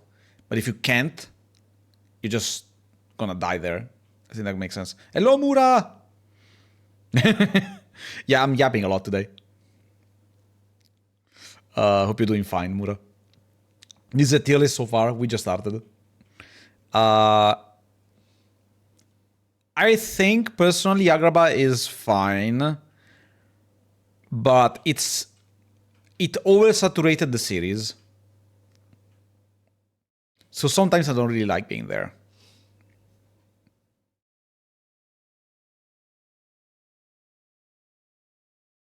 I love Agrabah's little nooks and treasures, but the city and the cave. Yeah, it's a great world, honestly. Thinking about it, it has a lot of cool stuff. And details as well. Did you know that there are unique NPCs in Agrabah after you beat Jafar and before leaving the world, for example? There are literally NPCs that are just there for that moment only. I think low B tier is fine. I like it. But it was oversaturated in the series, so it's kind of lost me after a while. But it's a great world, in my opinion. It's a great sequel to Deep Jungle, in my opinion. And also I wouldn't say the Jafar fight was good, unfortunately. But everything else is kind of good. All of us in Triple S tier, thank you. We'll get there, we'll get there. Atlantica. But this is the first time. It wasn't oversaturated at the time. Yeah, that's true. That is true. That is fairly true. Also, you know what? Yeah. Also, it has one of my favorite Fanamix Atlases, so it adds point to that. Fair point, actually. See, this is why I like having you guys in the chat as well, because you make me think of things that I might forget or misinterpret in my head. So it really helps having you guys around. Atlantica. I'm not gonna beat around the bush. It's just like the 100 Acre Woods. It has cool secrets. It has a lot of cool stuff. Navigating it is trash. It's so bad. Navigating it is like losing your brain when you need to go anywhere but the Triton's Palace. Like, it has a lot of cool things. Don't get me wrong. There is the how you call it? The little secret I explained earlier. I think it has a lot of cool stuff. Like, there is the pink agaricus. There are the mushrooms as well, but those are like mostly in every world. There is the shark fight, which is kind of nice, not gonna lie. And then you have the awful Ursula fight. I think and don't forget about the awful navigation. It's oversaturated with gimmicks. Once you get used to the controls, it's not that bad. Exactly, it's not that bad, but I feel like you really need to be in the mood if you want to play something that is this. And I don't think people really like Atlantica itself. A lot of people play through KH1, I already played it, and just skip Atlantica, because you can skip Atlantica as well as Halloween Town. You can't skip Monstro, but you can skip Atlantica or to Halloween Town, depending on if you want to go directly to Neverland. So, since it's one of the worlds that a lot of people kind of want to skip, I don't usually skip it, because I like to do the full package.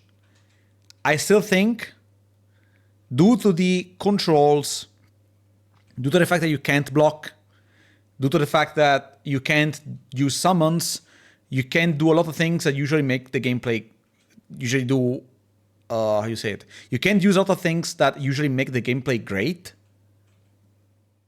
I feel Atlantica kind of ruins the whole idea, so it goes C.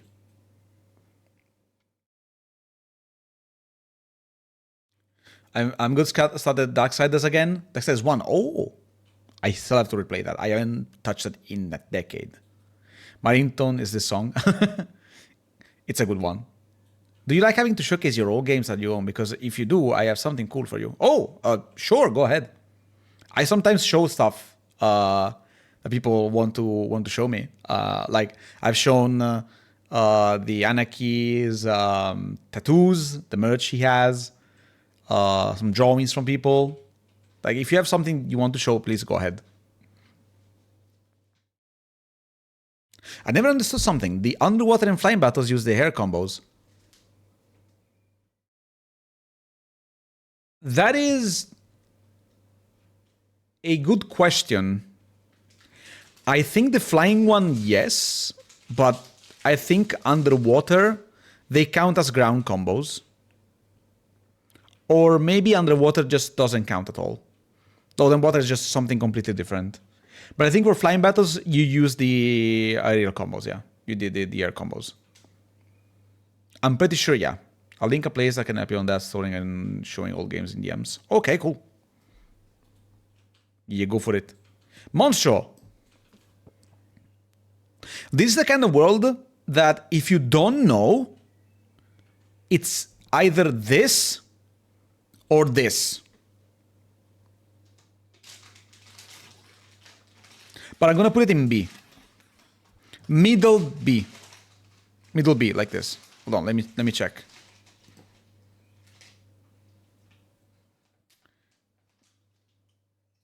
Okay, hold on. Let me see what this is. No, that's the chat box. Sorry, guys, I deleted you.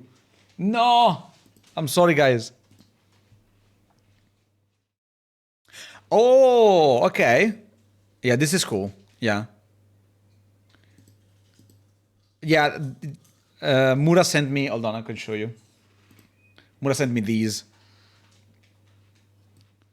Expedition range frame. It's pretty much, you place the case and the disc, and then you have like you can expose the games for it. It's very cool. Very, very cool. I don't know if I will buy it because it's, but I like this a lot. Unfortunately, it's just so expensive, man. It's so expensive. I'm sorry, but I can't buy that. It's very cool, though. It's very cool. You can get single ones, too. Let me check.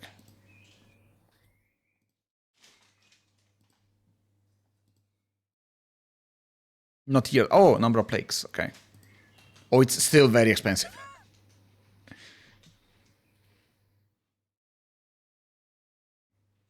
uh, Own media. Where is it? Oh, okay. Let me just go PS2. Oh, like this, I think. Yeah, wow. It's very expensive. This is very cool, though. In case you guys want, I'm gonna send it to you. I'll send it in chat here. It's very cool.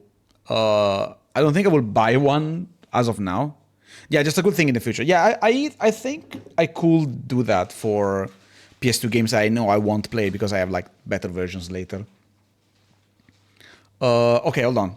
Let me read what Raziel wrote. If you're going for it being confusing, I think it's worth a Wonderland. I get lost even today. Yeah, that's the thing though. That's why I said it's either A or D. And I'm gonna place it in B for personal taste. Because Monstro is literally a world that if you know how to navigate it, it literally can take 10 minutes to complete. If you follow, you know the tunnels, they glow blue and green, okay? Trivia, in the original one, they didn't glow. They were just purple. But nowadays they glow green and blue. If you go through the green doors, you can complete Monstro in less than 5 minutes. At least the navigating part. The bosses and everything, they're gonna take a little bit more. Every room looks the same, just different layout. Yeah, exactly. Like, I want to say... I want to say it's very confusing. I agree. I absolutely agree. I am one of those that once I discovered the color glow thingy, I was mind blown. But the thing is, it's not intuitive. There is no hint that tells you follow the green so that you can navigate it easily. It's something that you discover after hundreds of hours you spend in the world, something like that. But even then, it's not really ideal.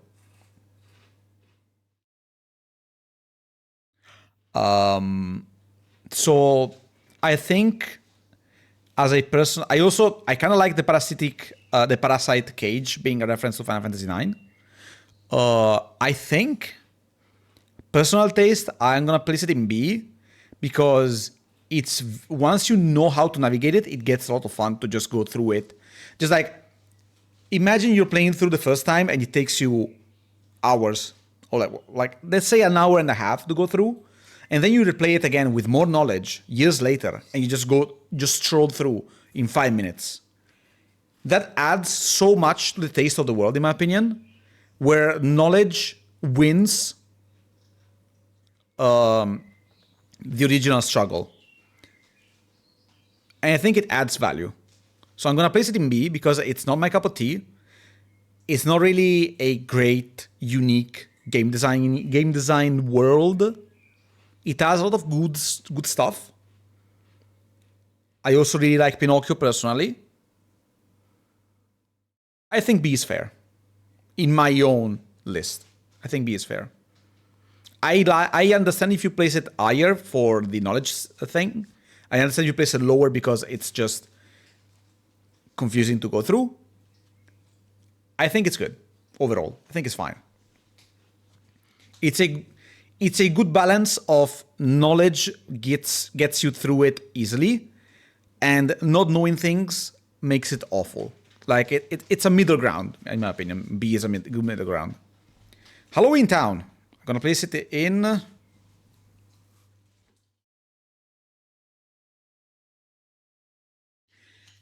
If we don't consider Atlantica, it's the first world where Sora changes outfit, and the design is sick. The whole place has unique designs for certain Heartlesses. The Fire Mix Heartless is very cool. Chimera is very cool. Fighting the huge Oogie Boogie, sorry, Bao Bao is the Italian version. Fighting the huge Oogie Boogie is fun. It makes you feel like you're fighting a huge monster, even though it's not really great, but it's a good level design for a boss fight, in my opinion. The overall aesthetic is amazing, even on a PS2. Still stands out today. Music is also amazing. What else? Yeah, I think it's a great world. I think it's a great world that really breaks the monotony of the entirety of the aesthetic of the game at the right moment. Like you get kind of saturated after playing for like 10 hours of the usual aesthetic. I think Halloween Town is placed perfectly in the list for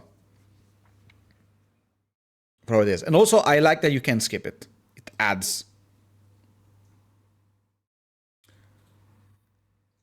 to the fact that you can miss it if you're not if you don't complete everything. I love the vibes, but the playing recently layout of the level isn't too good. Most areas force you to fight before moving on to next. That's true, and the only gummy dropout point is at the very beginning. Yeah, those are good points. I think this is one of those cases where the game design can be kinda bad.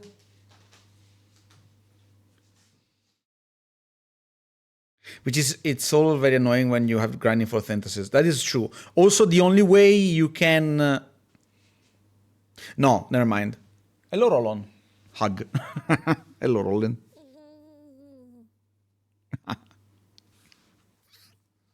Doing fine? You playing Resident Evil? Okay. I understand. I actually understand. But this is one of those moments where I think the lows are not as low. Like, these two are the opposite. Like, the lows of this world are so low, they overshadow the positives, while the negatives of this world the positives of this world overshine the negatives. I'm sorry for the ad break. I'm sorry. Go on YouTube if you don't want to handle the ads. It's fine. Like, I think for the moment you get here, you have a change of aesthetic that is needed to keep the interest going. You have a change of kind of mood as well, because it's cartoony, it's fun, but it's also... Thank you, Roland, for the piece of chocolate.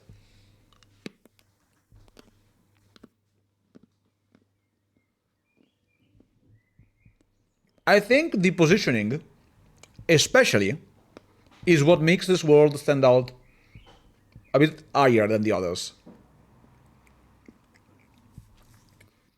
KH1 or KH2? No, this is KH1.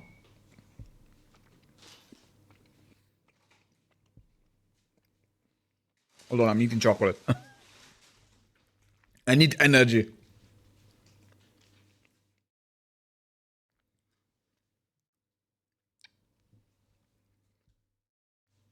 I think this is one of those cases where, oh, I like KH1 worlds way more than KH2's. Like it's not even a question. We're gonna go through KH2 later, but this is the main thing. Like the positives of this world overshadow the negatives by a long shot. Like, also I want to talk about the final mix atlas.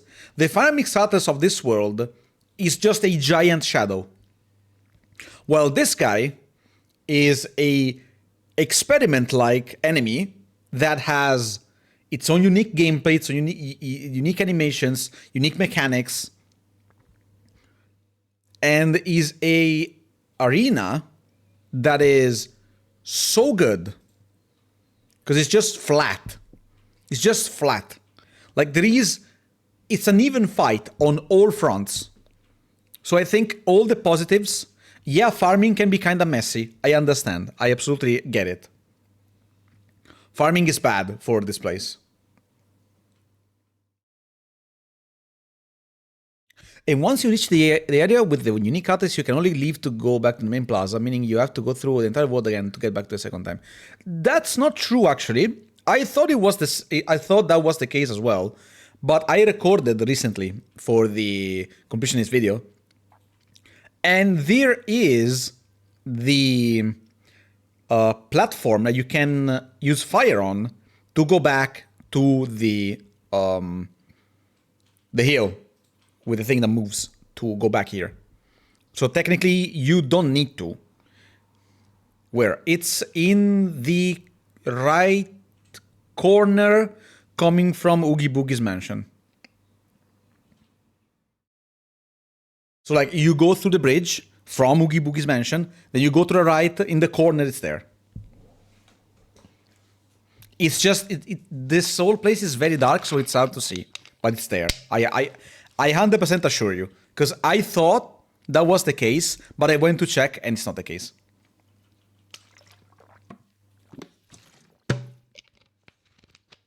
I think it used to be the case. Elden Ring. That scared the shit out of me. That was so long. Someone redeemed that. Why did the Kingdom Hearts composer cook so hard? That is another. It's a story for another tier list. Not now. We're gonna talk about the music as well soon. TM. So yeah, I think Halloween Town has so many positives that I think it overshadows the negatives. After we mentioned this, where you have the cliff, you can't go back to the area with the bridge. Well, yeah, you need to go through from the sewer. Like you go through the sewer, you walk through the sewers, go up the stairs. That's where the platform is. Like the information I was giving were just for for reference. Like if you take the bridge and you go on the right, that's where it is. It's literally just very close. And also it's one of those situations where you don't need to wait for the enemies to die so you can interact with stuff. You can just light the lift, the platform, and you can just jump on it. I'm sorry. Okay. Yeah, let's say it's not perfect. Again, it's not. There is no perfect world in Kingdom Hearts. There is no perfect world in Kingdom Hearts. But I think, for my personal taste, I think Halloween Town is one of the best worlds in the game. Neverland. It's weird that a world set in a ship is confusing. We love Halloween Sora. That is true. Halloween Sora is the best part of the world, in my opinion. That design goes so hard. And also it gets even better in KH2, so... Neverland, I don't like it, personally. I like the concept that we are in a ship, and it's pretty much the entirety of it. I like that there is Phantom, which is one of the cool boss overall, but gimmicky. I think it's a C tier. Probably worse than Atlantica, in my opinion. It has cool moments where you have to fight Shadow Sora. You have the part with Riku. You have the best voice crack in the entirety of the series. You're stupid. You know, that kind of thing. We have a lot of cool moments from Neverland. Also, you get Tinkerbell, which is a goated summon. But as a world, I don't like it. Navigating the ship, it's a freaking ship. It's confusing as hell. I have no clue why. How did that shit not work? God damn it. I'm sorry, Mura. I need to fix that redeem. I think it's broken. I'm sorry. The hardest makes me wonder if I have enough MP to last until the end. Yeah, exactly. That. I think Phantom is not a great super boss. It's a gimmicky super boss. I don't know if I like it. So I think I'm gonna place Neverland here. Probably gonna place it a little bit further higher. Like, it's not close to B, but it's higher than the other two. And I think the reason is that the gameplay is the same. You can fly, which is kind of cool, and you learn glide from here. But it's not it. It's not it. I don't. Level design is confusing. Actually, there is close to no level design because it's literally just navigating through rooms, left, right, and center. And everything, literally everything looks the same. Yeah, I read that, Mura. I was about to reply. I'm happy that Jack is on PC. I already have every Jack game unlocked, so to speak, using open goal. I can't wait to play through them again in these days because it's so good.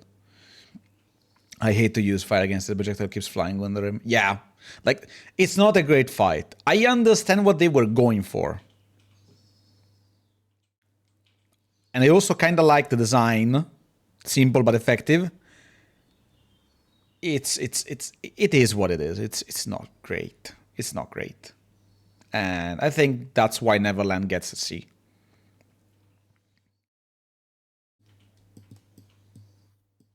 Hollow Bastion. Without a doubt, the best level design in the entirety of the series. And it's not even a question. This place is filled to the brim with secrets and with so much stuff to do just to navigate it. Is it though? Good question, actually. Because the main issue I have with Hollow Bastion is that the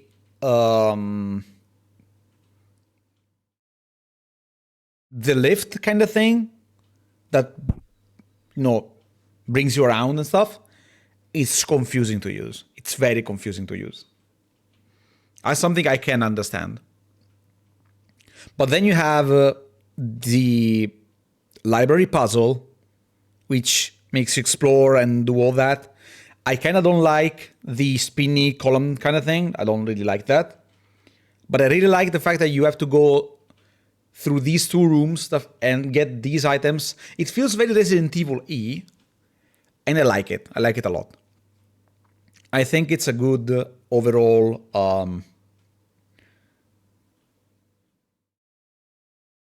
change of pace to the usual go talk to this, go to this room, jump on these platforms and all that. I think it's kind of good.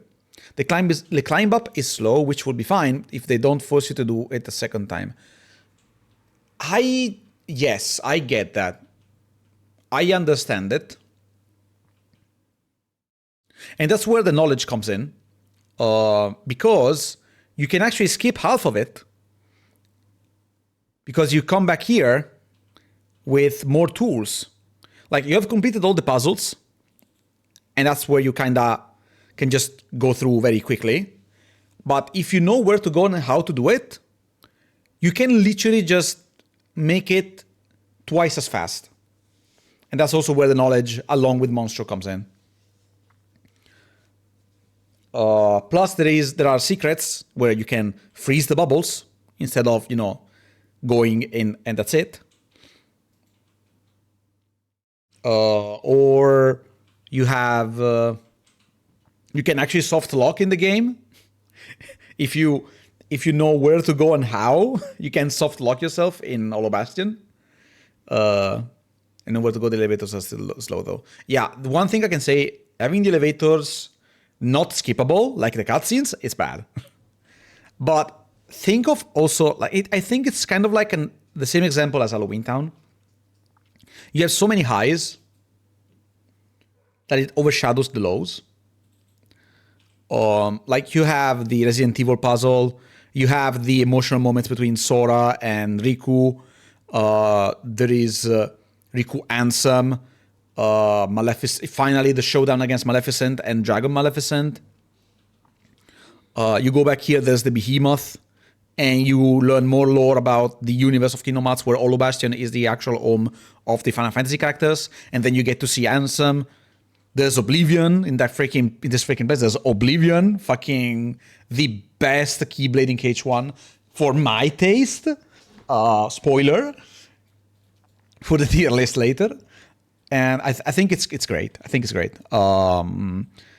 It's one of those cases where the lows are not enough to make it feel like it's a bad world.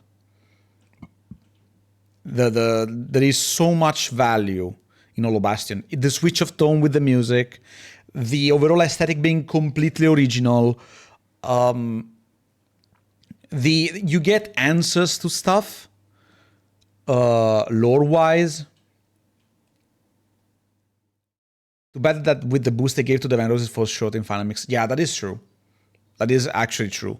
But honestly, it's still fine because Divine Rose is kind of as shorter range compared to because it kind of compensates compared to Oblivion. And I feel like it has so much stuff to do. Like you go back here, not just for the second visit, but you also go back here for Kuraga. You come back here for Oblivion since it's not mandatory.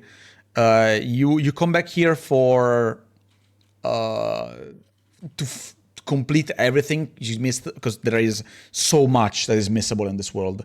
It's so good. There are so many secrets, so many interactions, so many high moments. I think it's just, I think I'm tempted to just place it here. I think it's better than Halloween Town. Halloween Town kind of falls short, as you said, in level design. Hollow Bastion just brings it out of the park. So good. It's so freaking good. I still think... I don't think. Come on, man. I think this is to the surprise of no one. Took me someone in chat to make me understand that I had to use gravity on the chests.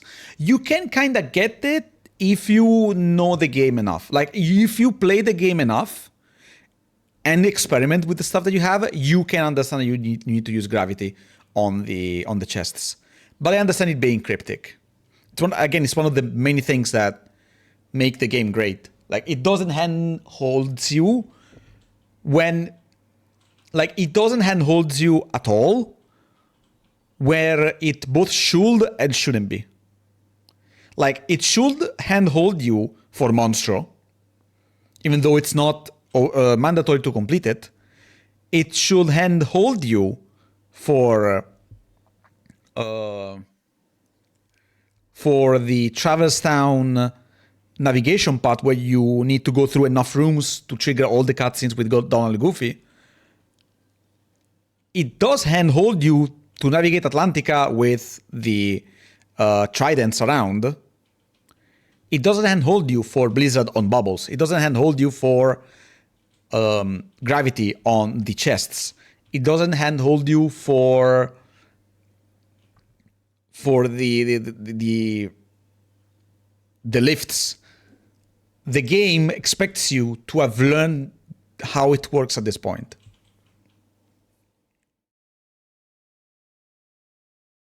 That's the thing. Once I find myself comfortable with playstyle technique, I stop experimenting until after I finish the game.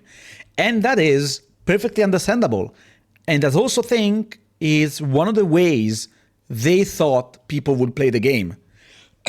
They added so much stuff in it, like through secrets and stuff, that they want you to, like back in the day with Final Fantasy, to chat about what you discovered.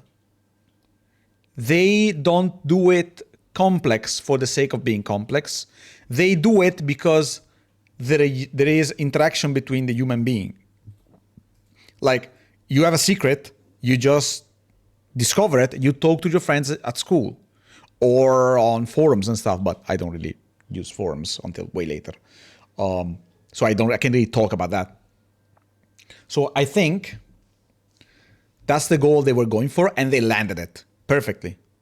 You see games nowadays, people buy a game and then they just play through the game using a guide. And I personally feel like there is no taste in playing games like that. I played the entirety of Elden Ring without looking for guides. Did I miss things? Yes. Did I feel amazed whenever I would find a secret, like a hidden passage, or a drop from an enemy I didn't know it was droppable, or a secret interaction between items?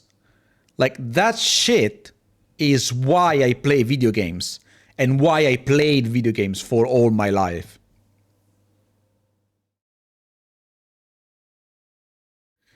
I hate having to use a guide if I have to.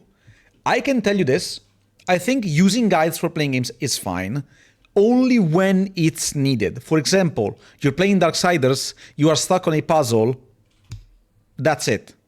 If you are stuck and you want to continue and you've been there for like 20 minutes trying to understand the puzzle, in that case, I think it's fine. Using a guide for completionism is fine. Using a guide to play through the game for the first time like it's normal, it's not. That's why I'm complaining. Like, using guides for games is fine. It's perfectly fine. Not for the first playthrough though, in my opinion. Like, if you like the game that much that you want to replay it, that is an extra. That is something you are playing the game because you loved it so much you want to play through again. And that's where you want to have more. That's when you use the guide, in my opinion. The guide is for my third one. First one is for experience, second is for completionism, and then the third one I use a guide to see what I missed. Exactly. That is exactly how I think guides should be used. If you like the game that much and you're playing it for the second or third time, you are perfectly justified to see all the details that you might have lost on the first run. I know we are detouring right now, but I think this is also part why Kingdom Hearts 1 is so good. It has so much hidden inside its own thing that replaying it, even like a year after, will make you discover things that you missed the first time. For example, I, for the longest time, had no clue how to unlock the Dream Shield and the Dream Rod in KH1. I had to look for a guide for how to unlock them. And that is, I was amazed I didn't know about that, even though I always had the max level spells and I had the arts for the mushrooms. I just didn't know. I had no clue. And now I know, and it's amazing in my opinion, the way you unlock them. Never talked to Merlin late game. I think I talked to Merlin in late game without having all the Dalmatians back then, when I was younger. And then, since I never really had any reason to do the the magic trial thingy test, whatever that is, I just didn't bother. I just went there for summons and Winnie the Pooh. But mind you, this was way earlier in my life. We're talking elementary school, maybe early middle school. I'm gonna put it this way. I'm gonna need a guide to make me want to play the game again after a year to remember or discover something I've never seen before and maybe play it another way to change the perspective. Yes, that is a good way. It is a good way to experience a game. Even just a small change in how you approach it can completely put you on another perspective. And that is why I want to replay Elden Ring again for like the sixth time with the unique rule set that I decided. Not like me that has to say hi to the NPCs when I pass by. It's a different way to play. I was way different back then. I was way different. And again, the main reason is that I didn't understand the mushrooms back then. And I didn't have all the level 3 spells when I was younger. Because I didn't understand how the mushrooms worked. I didn't understand that the dogs were actually important, so to speak. So, also I think I missed the dogs in... because in the vanilla Kingdom Hearts 2, you could miss a trinity that would probably, if I remember correctly, allow you to finish the Dalmatian quest. You could soft lock yourself out of that and Iroga. So I think that's what I did, because I used to love having the guests in the world for, fitting reasons. Like, it's cool to have the guest character, like, changed party members. That's amazing. And yeah, I missed the one in Oogie Boogie's Mansion. Yeah, when I was younger.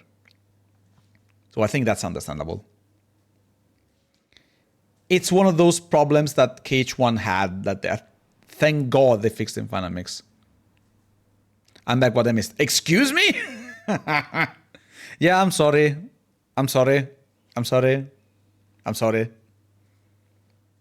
Disgrace. I know. I think I had a good point. But I also understand the feeling. Don't worry, it's gonna be TRS in KH2.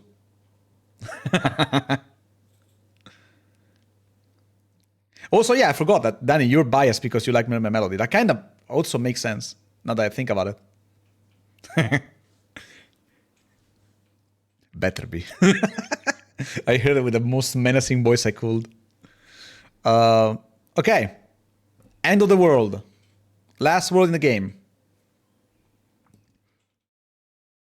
F tier because the Neo Shadows refuse to spawn. Fair point. On my end, they always spawn whenever I join. Tier D, no doubt. Tier A. Not A. Tier E for End of the World. I'm thinking. Personally, I really like it. I really like that the mood is even darker than the Nolo Bastion. It gives the idea of being literally at the final moment of the game. It's very atmospheric, exactly. Like, it sets the mood perfectly. It feels like it's a final area. The final battle with Ansem is extremely 2000s, and I love it. I love when enemies turn into giant freaking monsters for the sake of being cool and that's it. It's something that is missed nowadays in gaming, and I want to see it again. I feel like epicness over coolness is what we should aim for in final boss fights. Like, give the idea that this is the end. Because there are times where I finish games and I was like, wait, that's it? That's because we're missing final huge bosses, I like that we see Destiny Islands again at the end. I really like the new Heartless that spawn from this point onward, like the Invisibles that are not Invisibles, by the way. They are Invincibles, but there is a typo, unfortunately. And then you get those Angel Heartless kind of thing. You have more Behemoth variations. You go through the worlds again, and then you have a unique room for the Hollow Bastion segment where you can see the device used by the spoilers from later Kingdom Hearts games, where you see the machine used by the Kingdom Hearts characters that appear in Kingdom Hearts Chi to travel through time and everything. Invincible starts from Days. Actually, I'm pretty sure there is Invisible and Invincible. Yeah, Invincible is from Days. The reddish in color tone. Yeah, I know. But the Invisibles were actually called Invincible in the Japanese version, but they are supposed to be invincible in the English one as well, but there is either a typo or a mistranslation. I don't remember, but I'm pretty sure in the Japanese one they are invincibles, because they literally turn invincible. The guys with abs, damn those abs. If someone says would at the Invisibles, I would understand. I genuinely would. In my opinion, though, End of the World doesn't have level design. It's literally the opposite of Hollow Bastion. It sets a great tone, has amazing boss fights, just like Hollow Bastion. The music is top tier. The setting is top tier. You also get references to worlds that were destroyed by the Heartless, which are, of course, Enchanted Dominion, the Dwarf's Woods, and the Castle of Cinderella. I don't remember the name right now, but that one. You get to see those as well, that then are repurposed later on for later games, but it doesn't have level design. It lacks level design. It's very cool.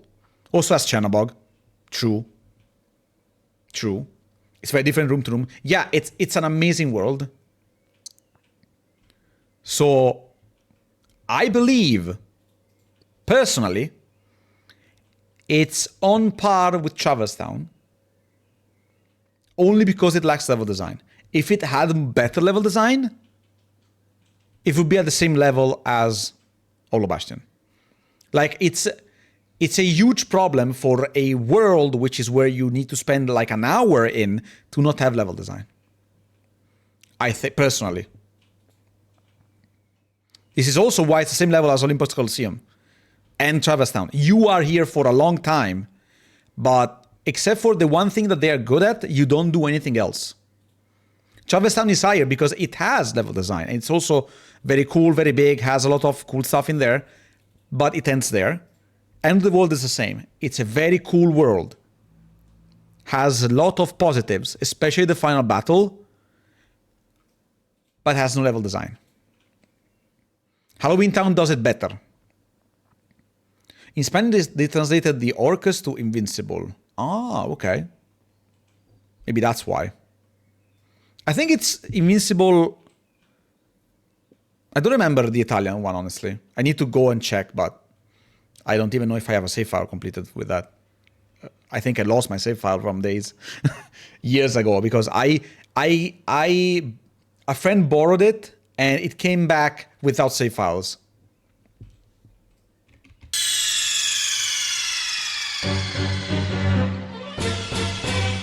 That's how I feel about that. Let me check DMs.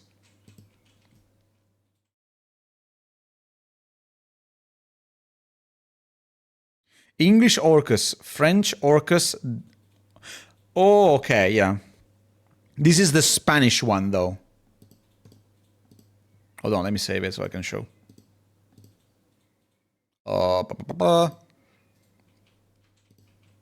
Desktop.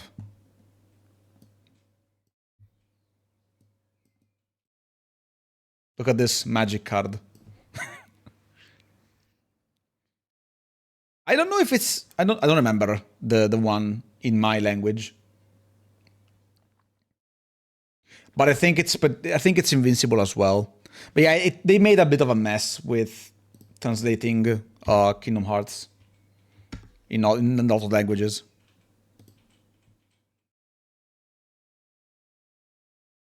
And invisible. Yeah. I know. It's called Invictor in German and Invincible in French.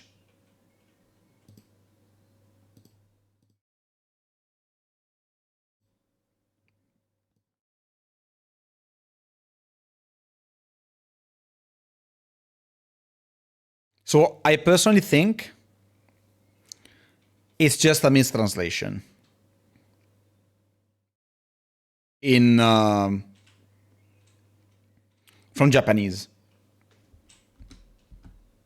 Okay, so there we have the tier list. We have a fairly balanced level for what's a fairly balanced levels, except for D tier, which is Wonderland. I think it's solid, personally. I don't know about you guys, but I think it's pretty fair of a tier list. Let me know what you guys think in the comments. Sorry, because it's been recorded and Roland will edit this. It'll be very short. Disagree almost entirely. Oh, wow. Fair. What is your opinion, Danny? Except for Atlantica. And Winnie the Pooh. Well, I kind of want to know what your tier lists will be. If you want, I'm gonna send you the tier list as well, in case you guys want to meddle with that. Because if you're going for, I go mostly for mood and first and second and third visit. I don't go for farming, but I know some of these worlds are awful for farming. Like the way farm works in KH1 is a reason why I didn't really do Ultimate Weapon in Deep Dive. I absolutely understand both points of view. I like this. I understand different points of view. Now, I'm gonna split the recording. KH2 tier list. Where are we placing these?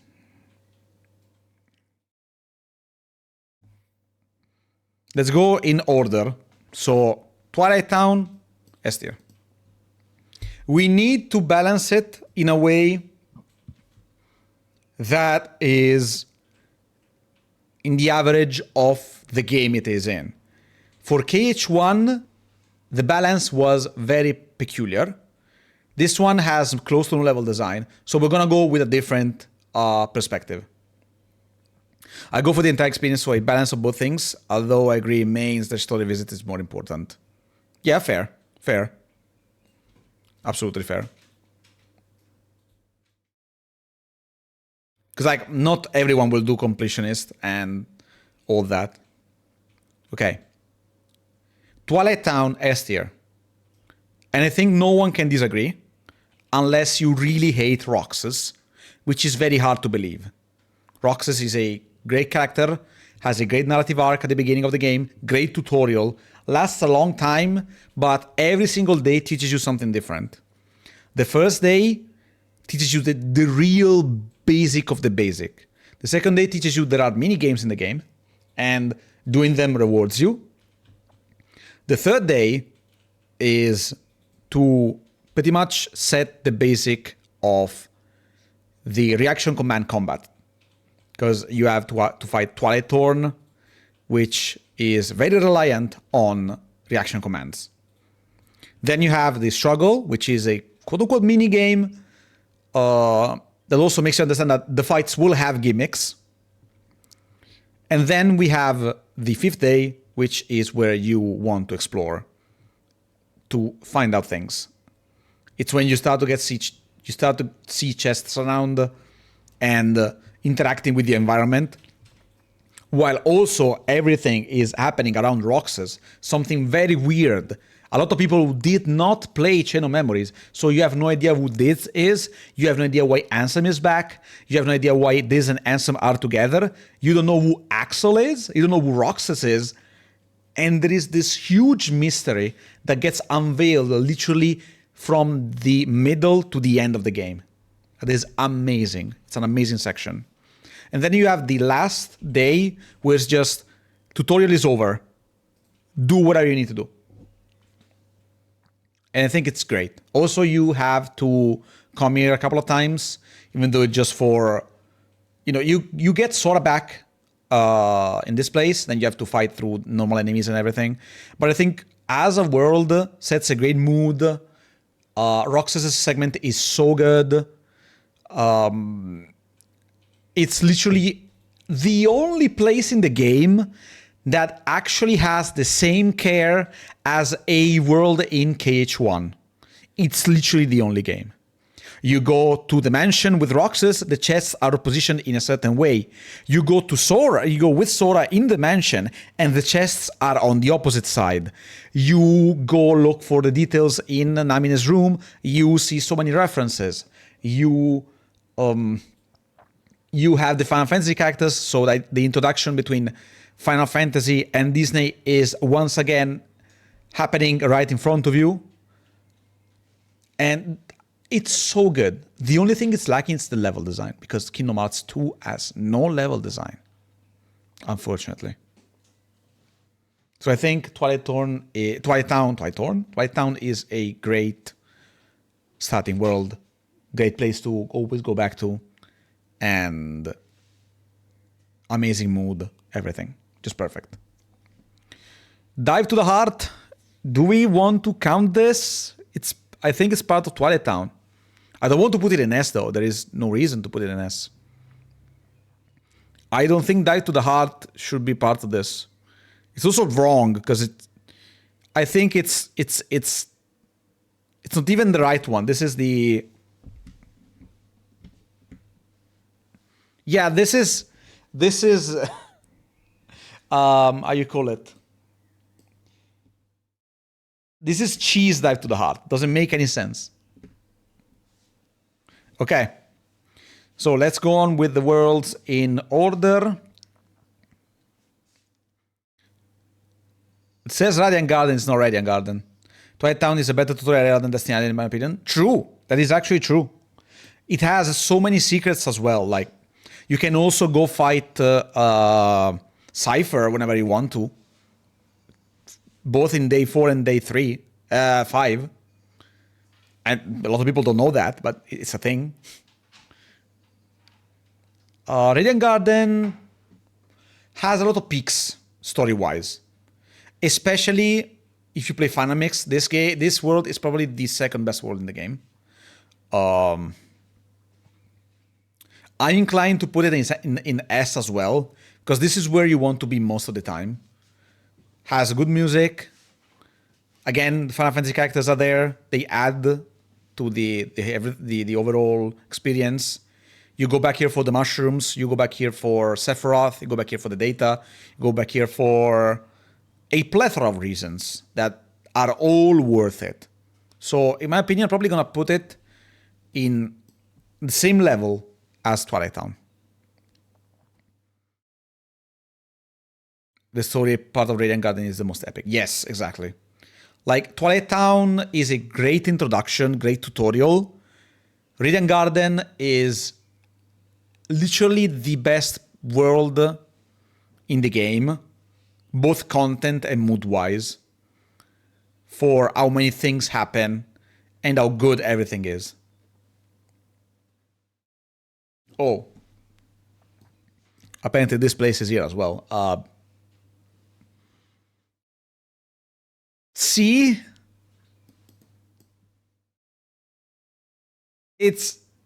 I would count it as part of Twilight Town, but I guess it's literally just 5 hallways, 3 hallways and 3 rooms, something like that. It's not great. I love that there is the detail with the mirrors that tell you, that like foreshadow you learning the drive forms, but that's pretty much it. There is nothing really in there.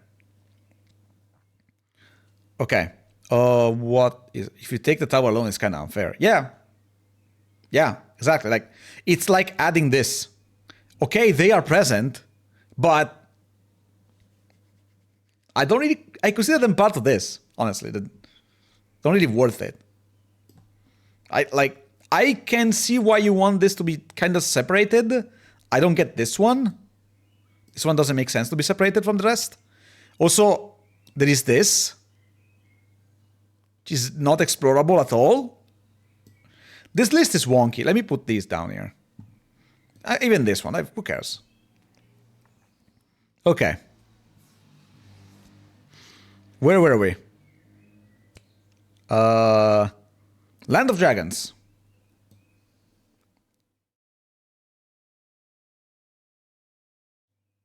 I'm inclined to put it in C. Because the morale gimmick, it's kind of meh. I think it only makes sense once, which is the fight with Shan Yu. And the second visit is just go to the same places as when you fight Shan Yu. Like, you go... Not to keen on the world in general. Yeah, same. Like, that's what I mean. Like, it's not... Main objective is complete the quests given by Shang. Go to the mountaintops. Beat the army of Shan Yu. Go to the main castle. Second visit is go to the mountaintops. Beat Riku ? Go to the castle. It's the same thing. That doesn't make any sense. So I'm gonna put it in C. It's not a great world exploration wise. I like the story with Mulan, but doesn't add anything to the story. And the big, huge ass Heartless in the game is cool.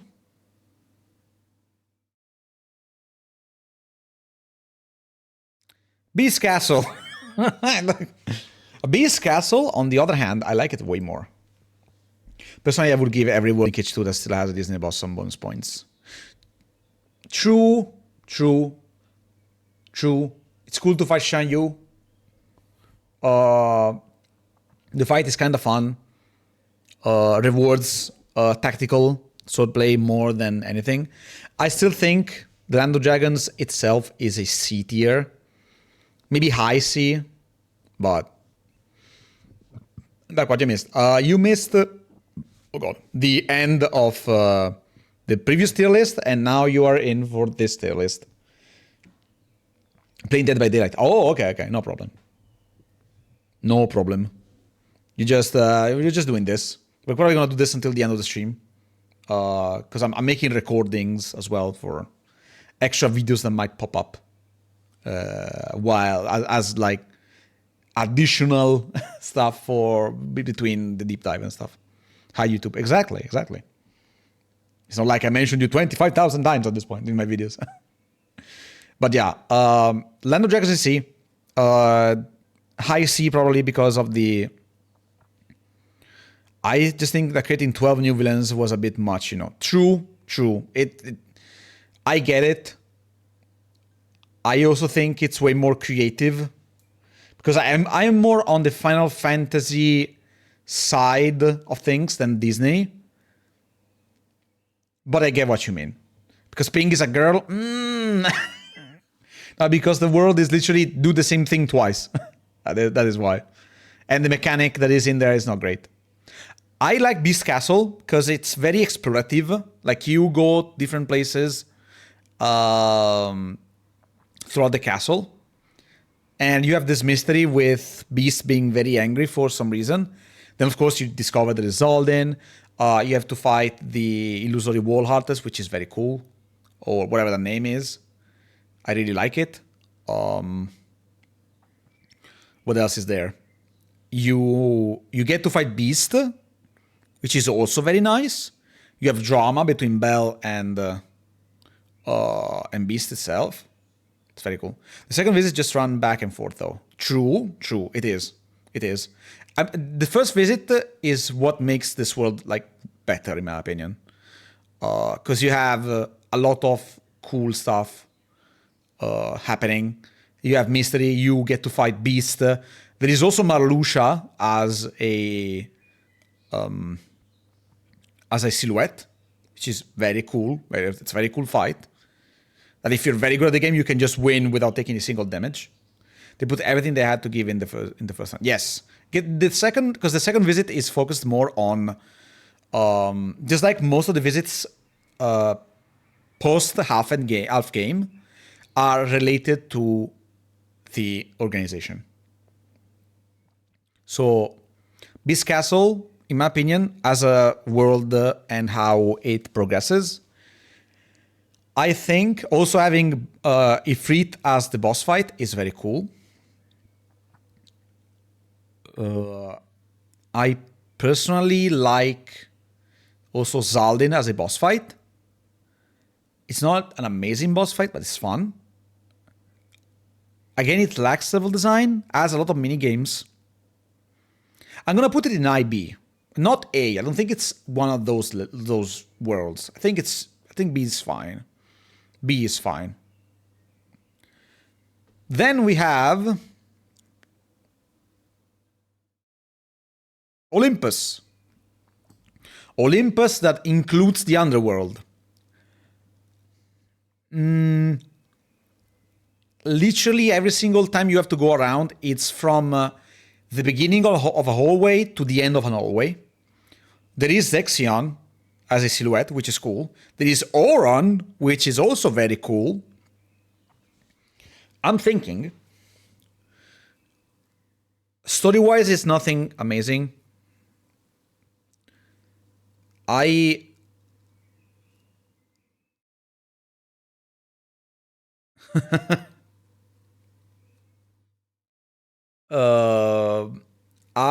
think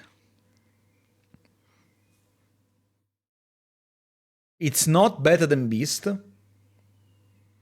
It's not worse than Land of Dragons. I also don't really like the cups in this game. They are a lot.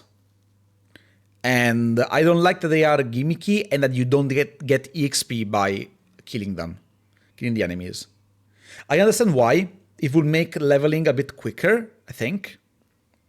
But at this point, just increase the amount of EXP needed. I'm indifferent to Olympus. Yeah, I feel the same. Like I think it's not an improvement over the original Olympus. I like the fact that you get to explore the underworld that has some decent level design, because you have the very labyrinthic area, but the rest of the game of the world is just an hallway.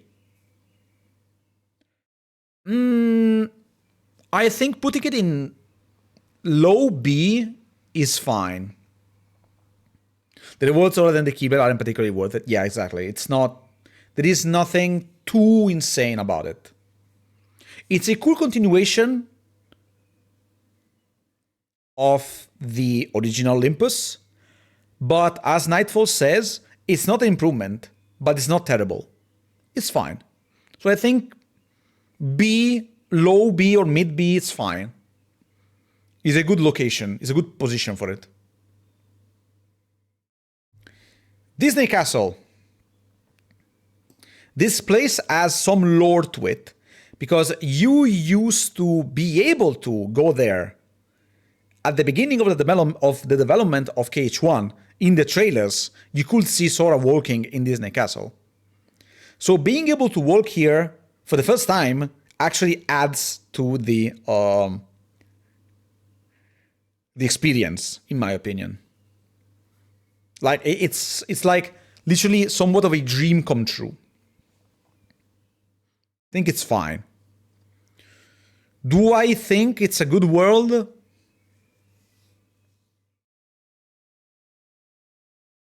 It's short. If we include Timeless River, because you see they are split, but once again, I think splitting these will not make sense, because they are part of the same location. It's not like Space Paranoids, which is something completely different than Radiant Garden. These two go hand in hand, in my opinion. The experience we actually got is just an Xcode mission. Exactly. If we take Disney Castle by itself, it's at the same level as Land of Dragons, if not worse. Splitting them would make me think less of Disney Castle, to be honest. Yeah. Like, if we consider Timeless River alone, it's probably higher B tier, or like low A.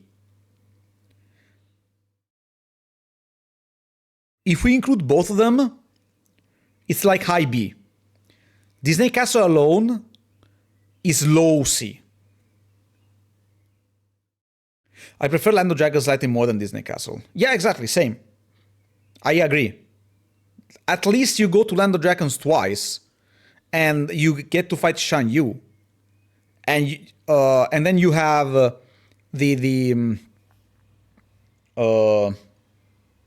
there are cool fights in there and the gimmicks, but in Disney Castle just escort Mini twice. Disney Castle has Lingering Will. True, absolutely. But in that case, if we're splitting everything, I would count as Keyblade Graveyard. No. That is a good point. I'm gonna do this then. High B, Timeless River, for style, legacy, and idea. Fuck the cards though. And super low B, Disney Castle. And that's only because of Lingering Will.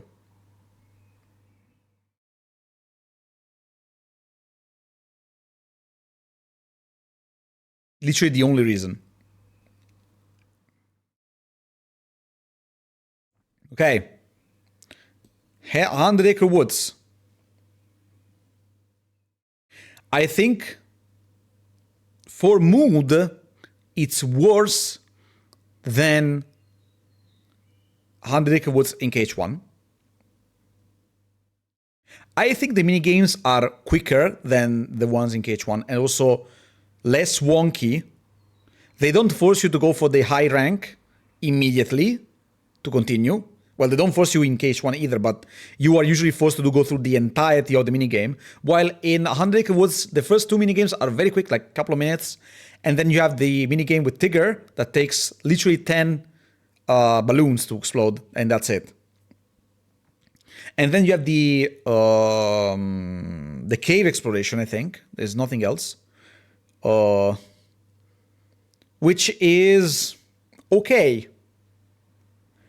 I am tempted to say that it's not as tragic as 100 Acre Woods in terms of time pan, what it takes to complete.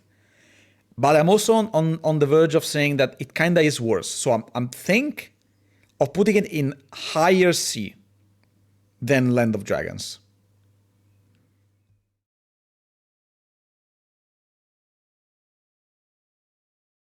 I think this is good. I think it's better than Land of Dragons. I just put it above Atlantica and Pride Lands. Fair, fair. Agrabah.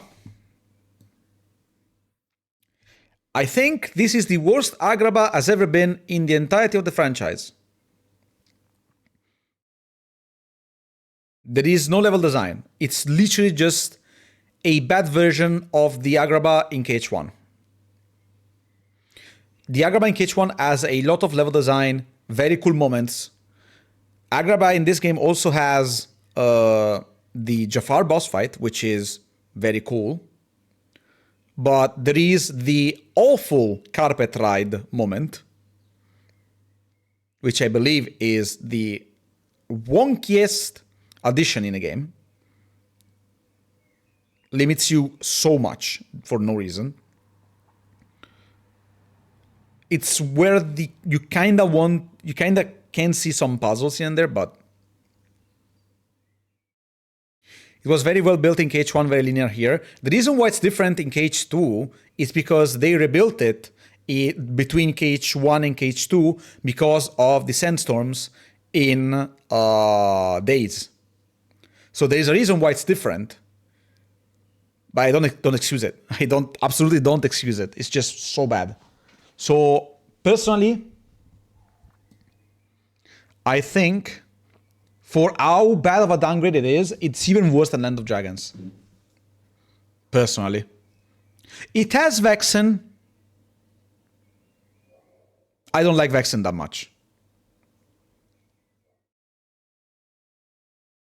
I don't like Vexen as I like Vexen as a concept of the fight. I feel like it's probably the weakest data fight in the game. By the way, little trivia that just came out in my mind. Data Vexen was the first final mix content I've ever seen in my entire life on YouTube in 2006. Or 7, I don't remember. That was the start of me losing my mind trying to figure out how to unlock the Cavern of Remembrance. It's a little bit of trivia about me and the story with Kingdom Hearts. We're gonna leave Atlantica for later, I believe. What a time to be alive back then, for real. That was amazing. I would see final mix stuff, and I was like, how do I unlock this? And then you discover it's just for Japan. Like, hot take. Defeating Jafar and the Hades, an all-powerful genie and an actual god, are feat more impressive than defeating any incarnation of Xehanort. True, absolutely true. But on the other hand, you beat Jafar by using the lamp in KH1. In KH2 it's kind of different, but I don't think it's really that important in KH2. It's just for the sake of it. And for Hades, you actually have the help of Hercules, which is also a god. So technically you have some help for that one. I have only the kindest words for Atlantic. We can put it in A tier, because A is for Atlantic. I honestly think it's going to be the only word that goes in A in this list.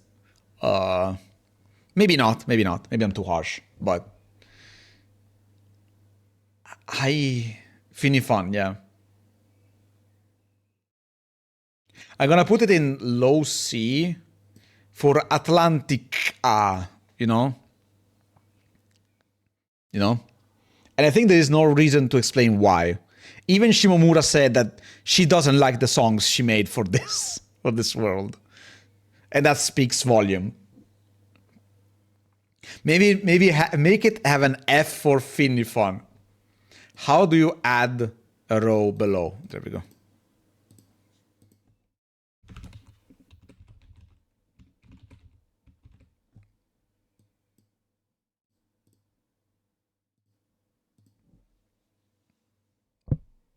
There we go. This is perfect. Finifun tier, exactly. Amazing. Port Royal before Halloween Town. This, just like Halloween Town in KH1, helps differentiates different worlds at the right moment, in my opinion. Like, you go through 6 worlds that kind of have overall the same aesthetic or almost, and then you get to Port Royal, which is just completely different tone. And I kind of like it that way. I am inclined to put it at the same level as Timeless River. Not higher, though. Because again, there is no level design. It's cool that you go back here and you actually have to see different locations though. And you get to fight Barbossa, allied with Pete, okay, but you get to fight Barbossa and the pirates, which are unique to this place. You also get to fight the Heartless that is summoned by Luxord. Actually, you know what? Thinking about it, this might be the first A-tier world. It has so much more value than what I thought it was at the beginning. Also, it's very cool to navigate the different islands with the with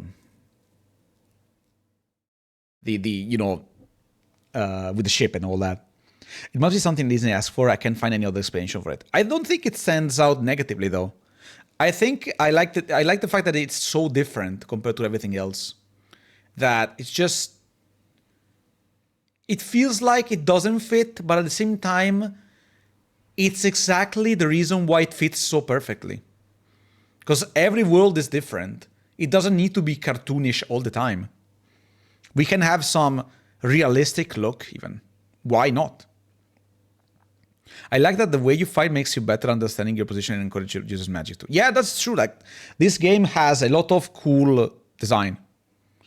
See, Dan, if Atlantica is so special, we made a specific tier for it.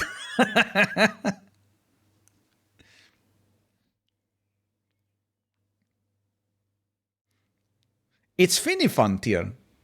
It's a fun place. I was stuck with Atlantica because of ads. Oh no. Oh no. Oh, you mean you mean the songs. Okay, that makes sense now. It's easy to get swept up, but then you get hit in a world where you need to pay notice of your position. Yeah, I actually think Puerto Rico is gonna be higher tier. Yeah. I don't know if high tier or mid tier, I hate tier or not, but A for sure. It actually has a lot of positives. I like it. I like this thinking. I also really like Puerto Rico in general as a world.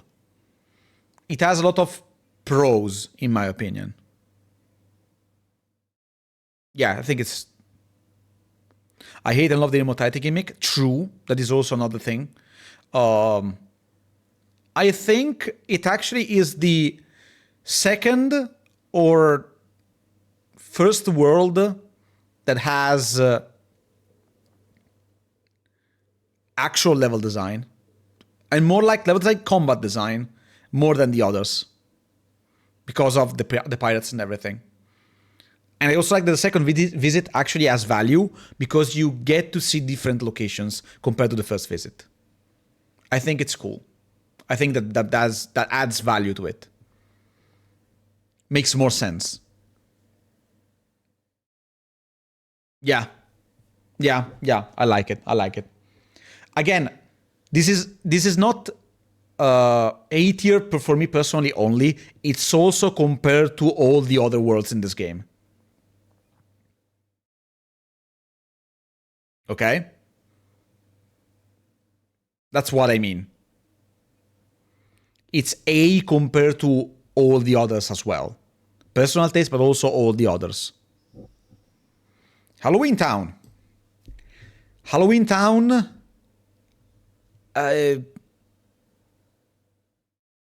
it's a back and forth situation both visits. It is no level design. The aesthetic is still the same. It's cool. It's kind of cool. I don't dislike it. I'm gonna give credit and put it in a higher rank. I still think it's worse than Beast Castle.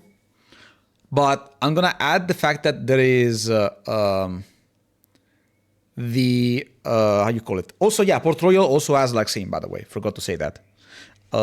Halloween Town has it's not as good as KH1, but it has a lot of value when you think about Final Mix. Not as good as KH1, but it has but it's not an Agrabah case where it's a total downgrade. Yes, exactly. It's not a downgrade, it's a rework because they also include the Christmas Town. And I'm gonna give you this trivia. Christmas Town in the original game did not have unique costumes for Sora, Donald, and Goofy, and also did not have its own soundtrack. It was still using the Halloween Town soundtrack. In that case, I see it as a downgrade. But in Final Mix, it's a sideway improvement. We get to see a part of Halloween Town that is not the usual, which is, in my opinion, amazing and adds value.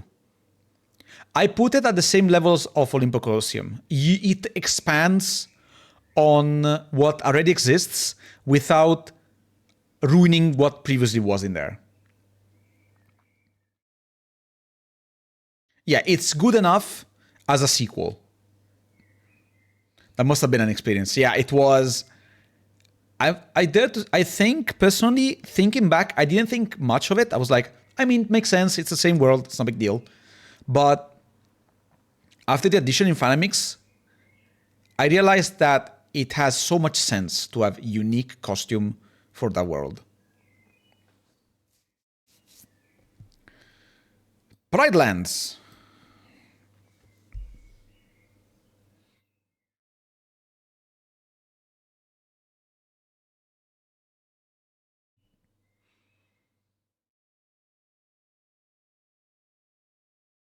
The Lion gameplay isn't as good as the game wants you to believe it is. You can't use drive forms, you can't use summons. So it's literally the same situation as Atlantica, but worse, in my opinion. The story of the world is bad because it literally just destroys what the main message of the Lion King gives to the people watching. The moment you mentioned Pride Lands, a Silent Wind game. Yes. The second visit is useless. The first visit is also useless. It's literally just a nod to KH1 since you have Simba in there. We get to see Lion Pete.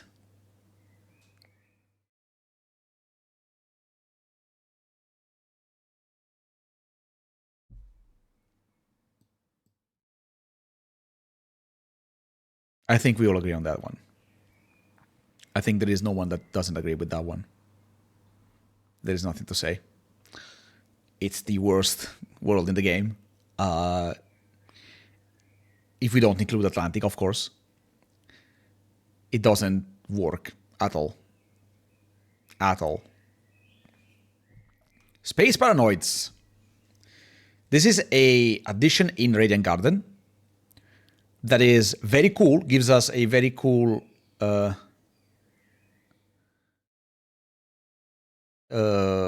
Sora design, very digital.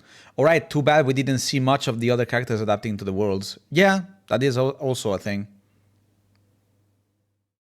It's like, I don't know, Pride Lands is so weird and just... I know what they wanted to do was they wanted to spice up the gameplay by giving something different, but it just doesn't work. It's not it. That's not it. I'm sorry to say it because I really like The Lion King. I really like the idea behind it, but it doesn't work because it just goes against the entirety of the rest of the gameplay. And I'm sorry to say that. Space Paranoids is an addition in Radiant Garden. I like the costumes. I never watched Tron, so I don't know how good or bad it is compared to the original world, the original movie.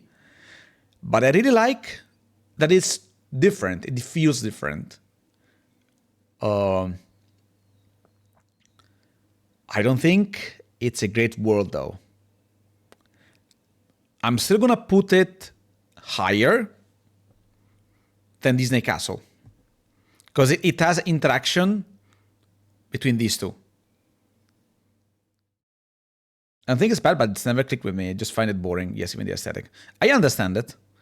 I think having a change, even though it's a bit bland or like old, It's cool, in my opinion. I think it's fine as a low B world. Because even the boss fights are nothing amazing. Especially the DT, the CPT, RBDD. What was the name of the guy again?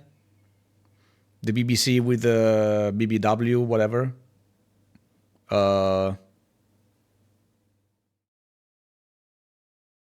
What was it? I don't remember. The MCP, thank God. Okay, got to me. Yeah, I agree. No, I don't. I don't. Has better boss fights. I think Timeless River does the whole change in aesthetic way better. Yes, exactly. This is why Timeless River is way higher in this. I just finished the match and it still adds. What the fuck? Danny, at this point, if you want, just go to YouTube. At this point, I think it will be better for you. BBC and the BBW is not something we should say on Twitch. Are you sure? Probably. Even DP, but that stands for Dragon Punch, and also something else, so. But the chat hates me. That is true. You have an open discussion with YouTube. And then, the world never was.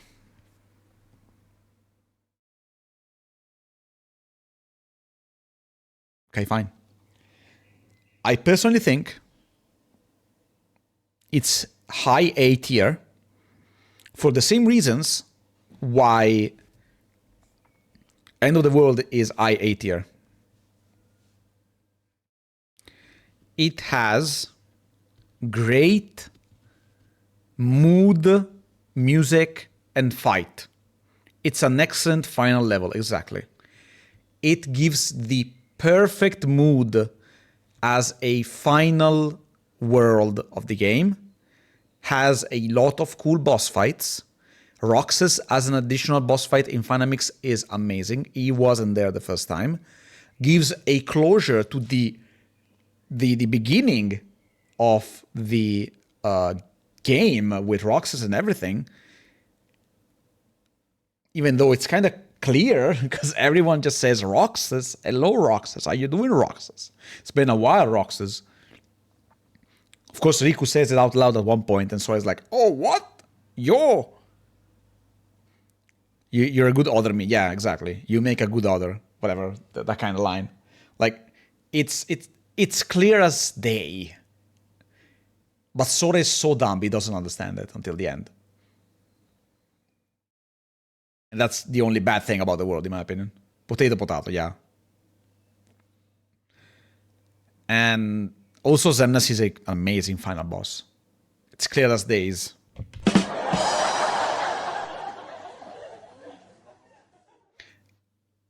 So, personally, probably one of the best worlds in KH2. Amazing mood, amazing boss fights, amazing enemies as well.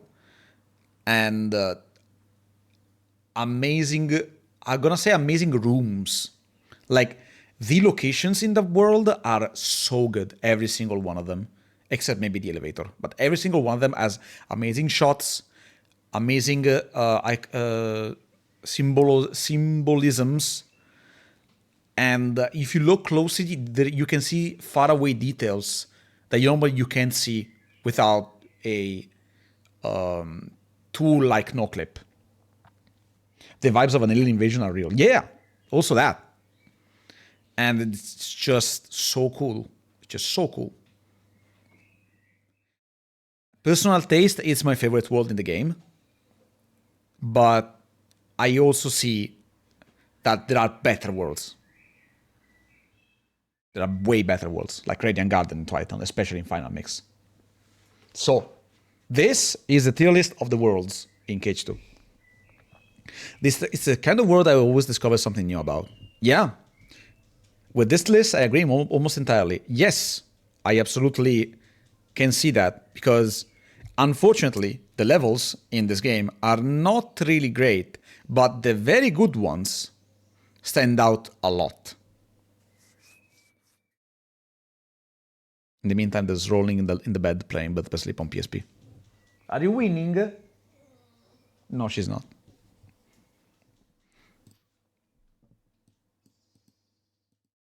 Okay.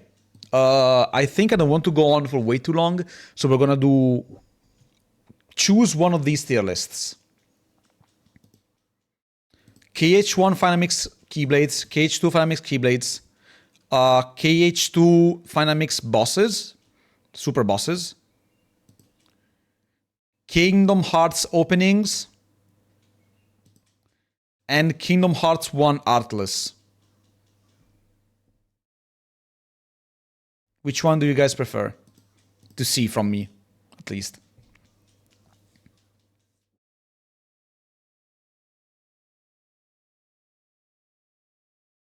Kingdom Hearts 3 Final Mix Keyblades would be nice. I would love to do that, Merlin. Unfortunately, I don't think Kingdom Hearts 3 Final Mix exists. So we're probably gonna do Kingdom Hearts 2 Final Mix Keyblades. I meant... I'm sorry, I'm bullying you, I'm bullying you. Kingdom Hearts 1 Final Mix.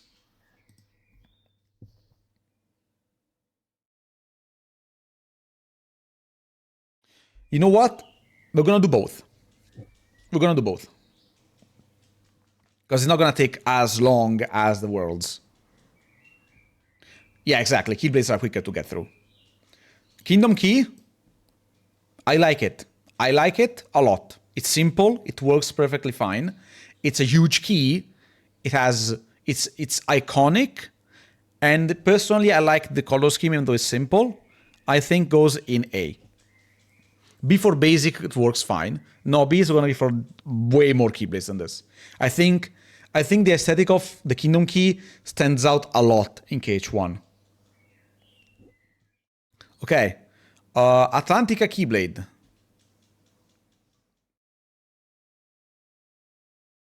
I don't really like it. I think it's bland. It's not bad, but it's bland. I like the contrast in colors with the and the fact that you have a crab there. It's kind of neat. I don't think I ever want to use it. Aesthetic wise, I know it's good for Magic, but I don't like it. Magic Fairy or Fairy Harp, whatever the name is. D. It's short. It's not great. The color scheme makes me want to punch myself. I always find funny how small this one is. Yeah, exactly. It's not a weapon. This is a Harry Potter wand. Like, come on. Punch. Divine Rose. I like this one a lot. The only thing I don't like is that it's too short compared to the other Keyblades. I like the idea. I like the concept with the vine and the rose. I think it's kind of a bit weird with the colors, but I don't dislike it, so I'm going to put it in B. This one looks like a Pokeball. And I'm going to say this. I really dig it. But I like it less than the Kingdom Key. I like that it seems pretty much as long as the Kingdom Key.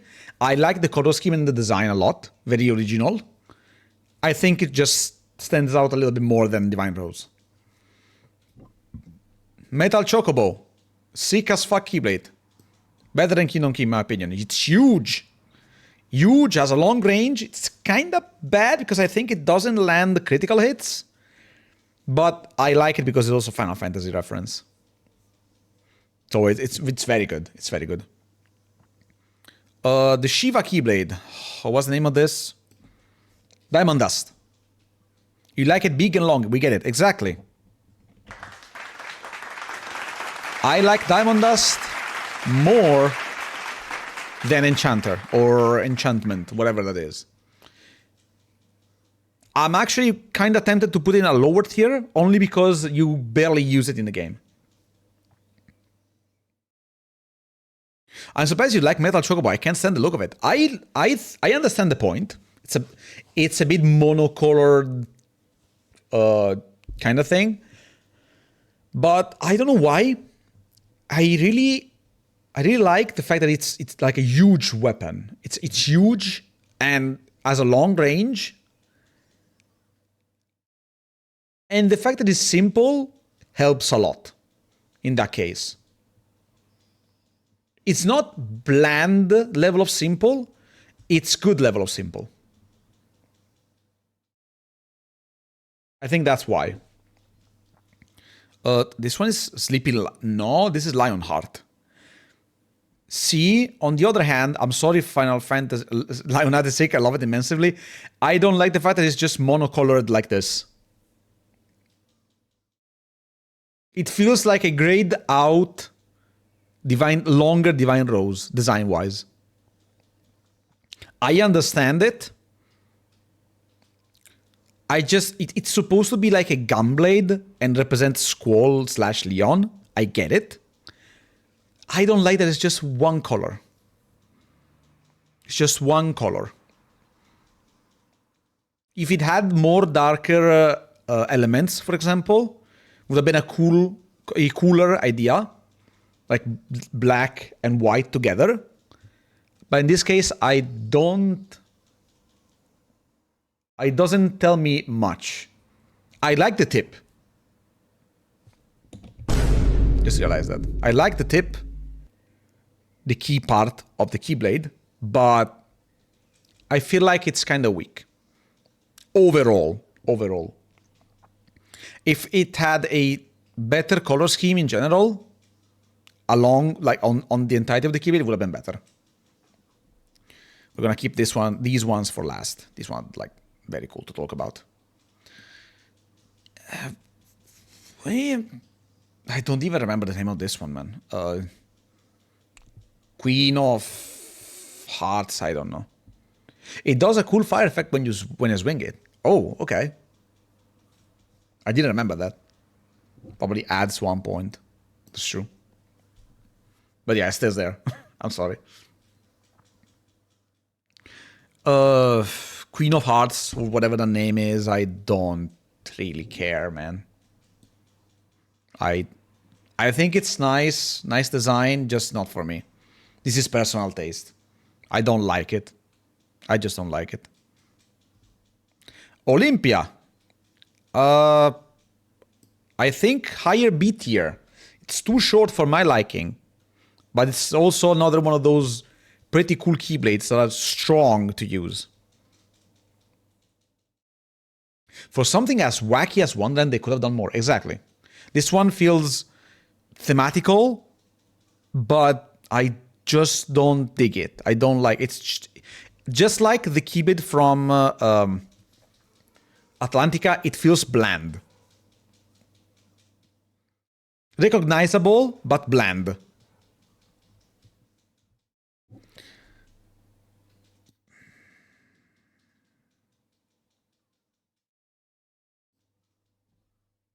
Tribal, whatever the name is. I think it goes here. I think it... The key part of this Keyblade look like long Sir Daniel Fortescue teeth. It doesn't tell me Tarzan. It doesn't say Tarzan. Looks like a toothbrush, yeah. There is nothing that I relate to Tarzan in this Keyblade. Except for the butterfly. There is nothing there. Well, these remind me of the world I get them from. This one is more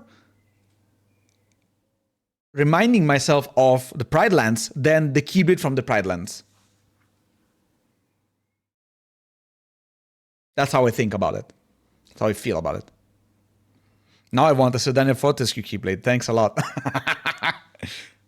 I'm here to provide the ideas, and the artists have to provide them. If you want, you don't, no pressure. Magic Lamp. I like the color scheme of this one. It feels it doesn't feel as bland as the others. I think I like the aesthetic of this more than Divine Rose. Don't do that face, Merlin. Say, if you want, guys, you don't need to. I'm no artist, unfortunately. I would do that, but I am no artist. It's not. I didn't develop that skill tree in my growth. Okay.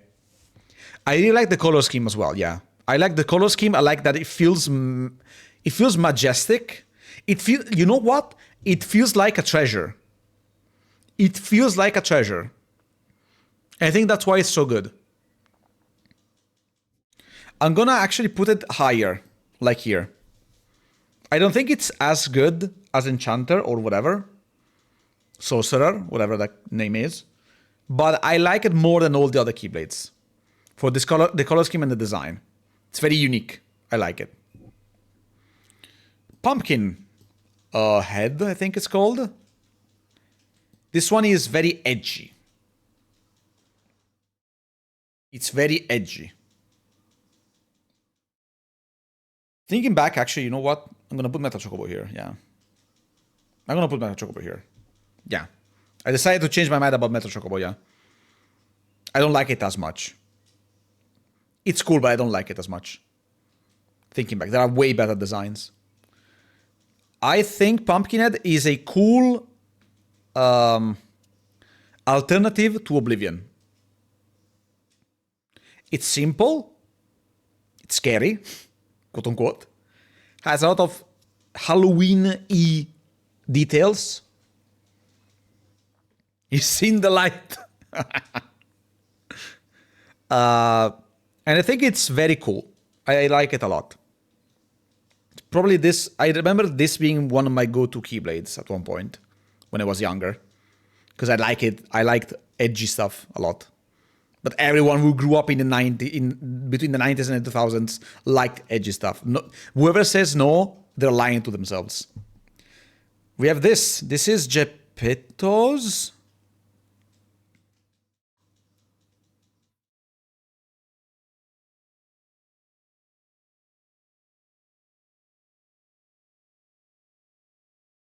Yeah.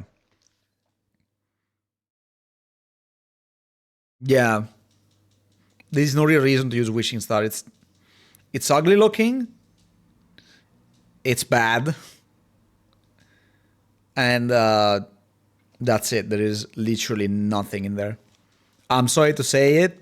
As I really like Pinocchio, and as much as I love Monstro as a world, Wishing Star is not it. And I get it. If you were to make a Keyblade about Pinocchio, you probably would do it about the strings and the fact that it's made of wood and all that.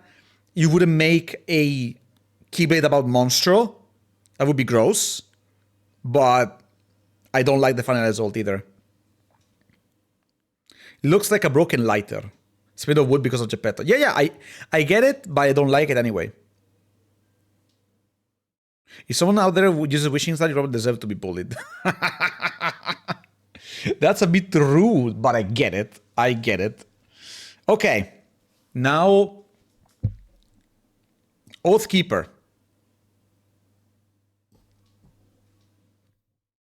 I think no one saw this coming. Oathkeeper is S tier. It's an amazing looking Keyblade, has a lot of details. It's a great color scheme, and it's just one of the best looking Keyblades ever in the entirety of the Kingdom Hearts series. And every iteration from KH1 further just makes it better. There's a reason it's in all the Kingdom Hearts mainline games, yeah. Yeah.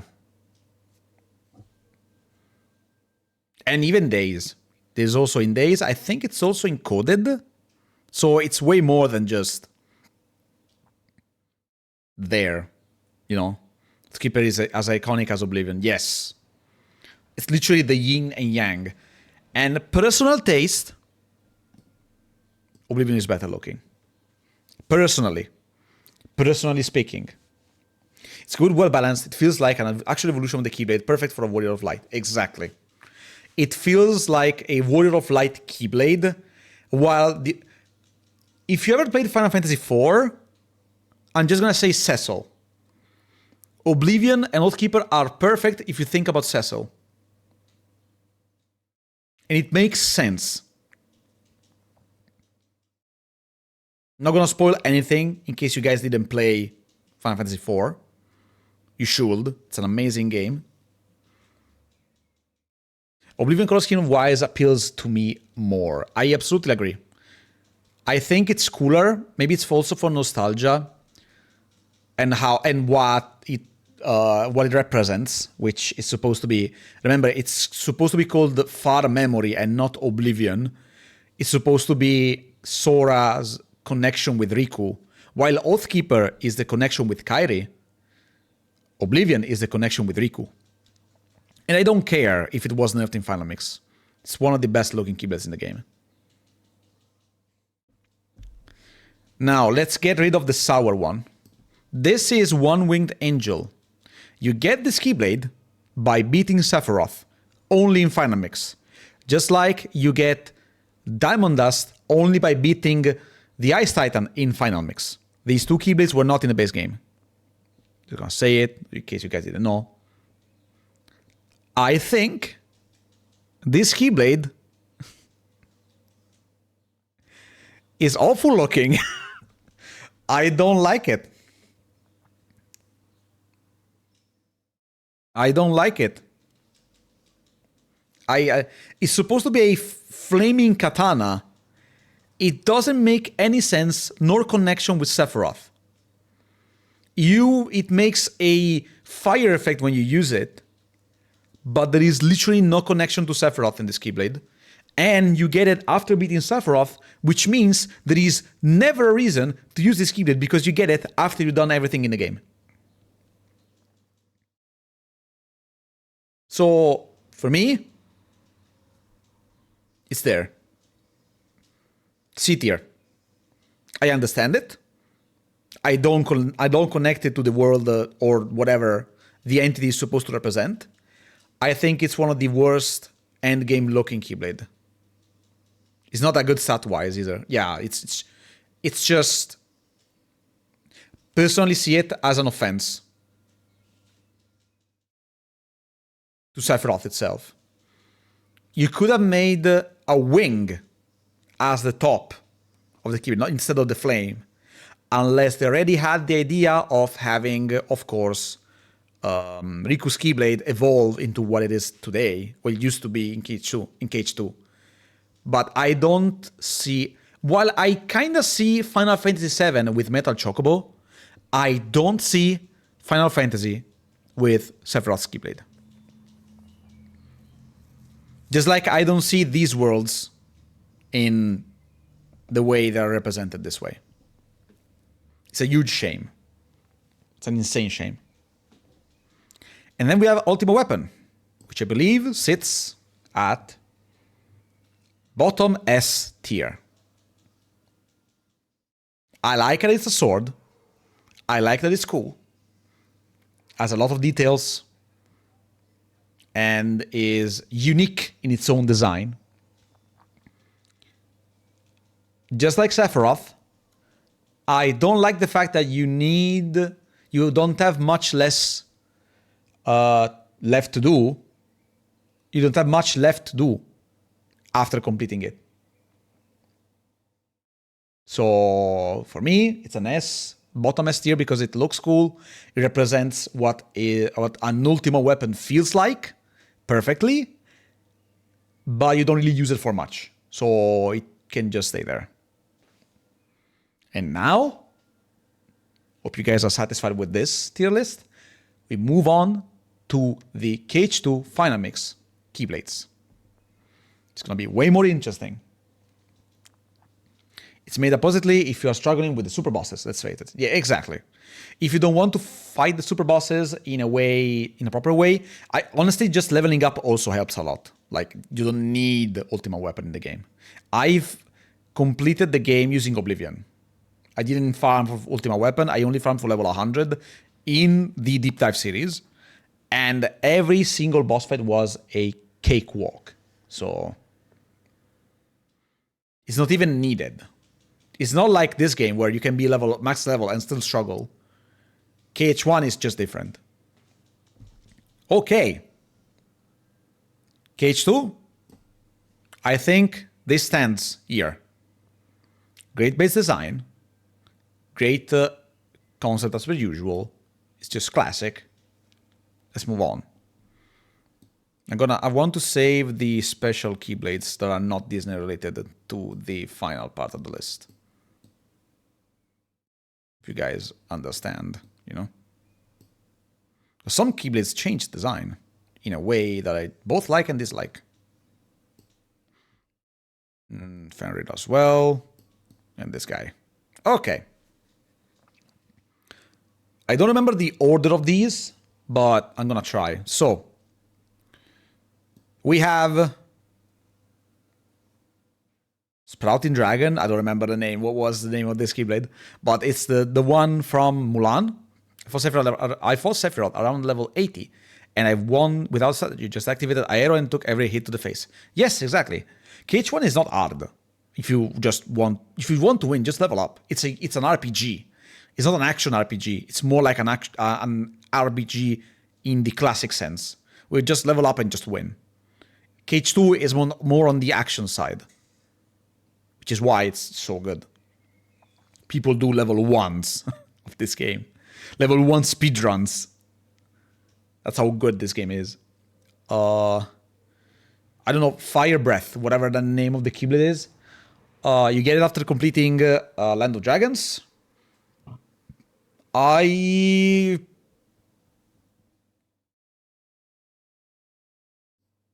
don't really like it. It's just there are better fire keyblades, in my opinion. I get it, what it's supposed to represent. There is also Mushu in there. You can kind of see it faintly. But I don't really like it, and also the ability is kind of meh. It gives you fire boost. Meh. Eh.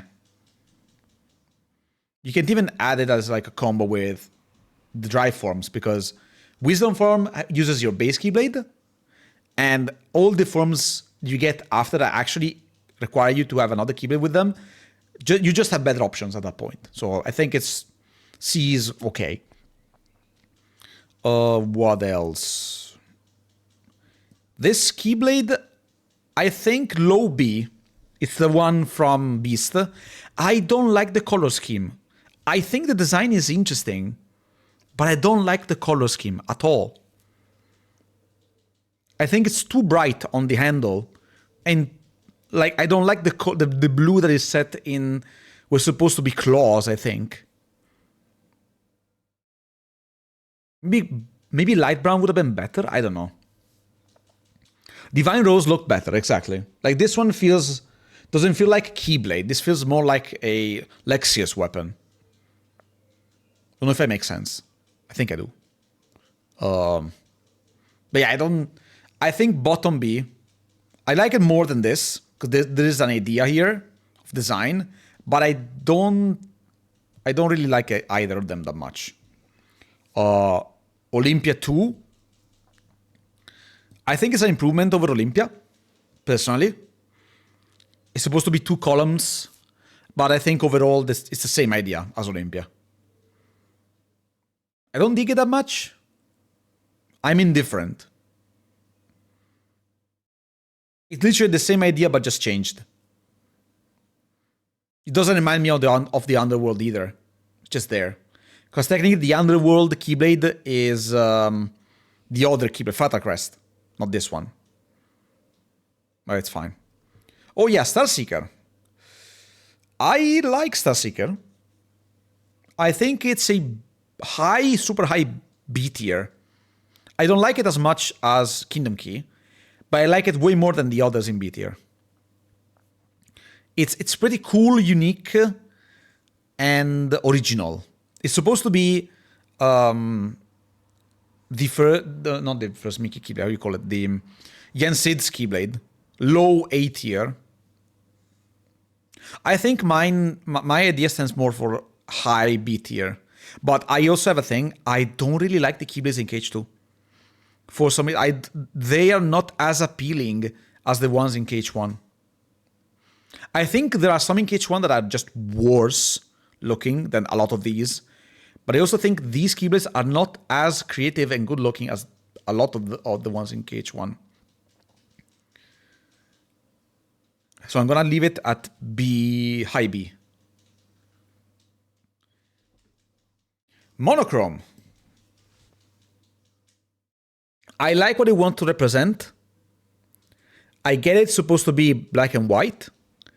It feels like I'm hitting people with a wrench more than a key. I think they want to keep the shape intact here. Yeah. Yeah, I get it. See, I don't know. I feel like I'm hitting people with a wrench. I don't think anyone really likes monochrome, honestly. I think it has experience boost, which is not bad.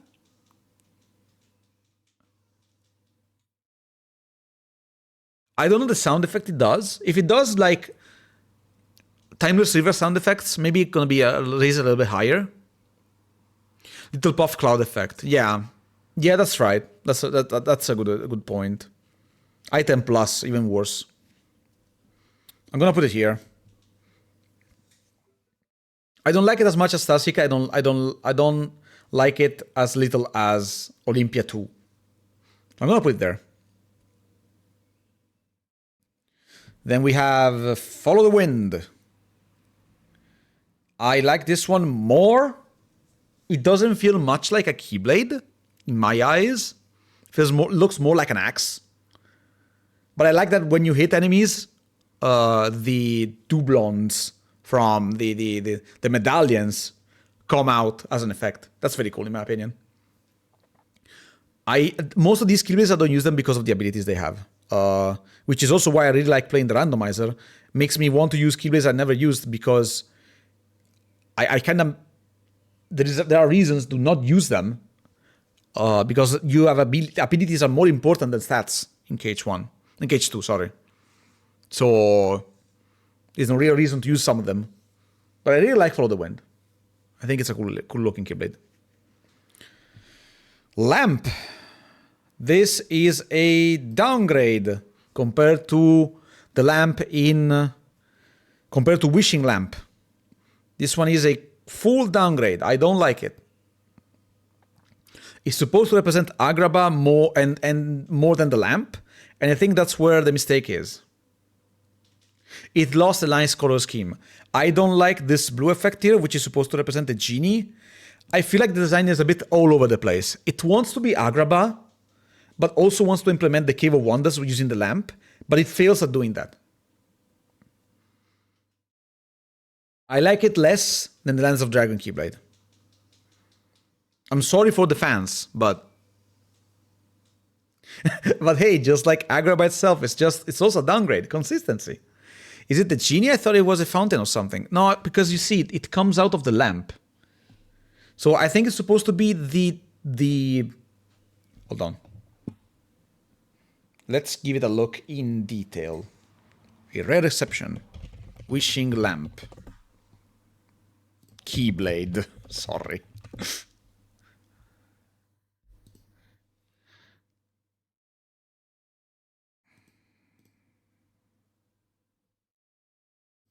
Yeah, it's supposed to be like a fountain, but it's coming out of the lamp. So I take they want to represent the genie,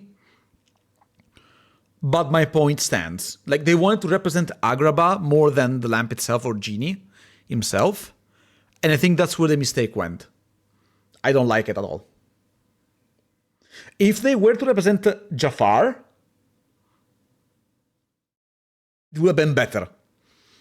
If they would have made a darker toned lamp-based Keyblade, they could have gone with Jafar or Iago. This one is just too similar to the other one, and it's also just a downgrade because this blue part just breaks the tone of everything else. Doesn't make any sense. So I think it's so much of a downgrade. I like it so little compared to the other one.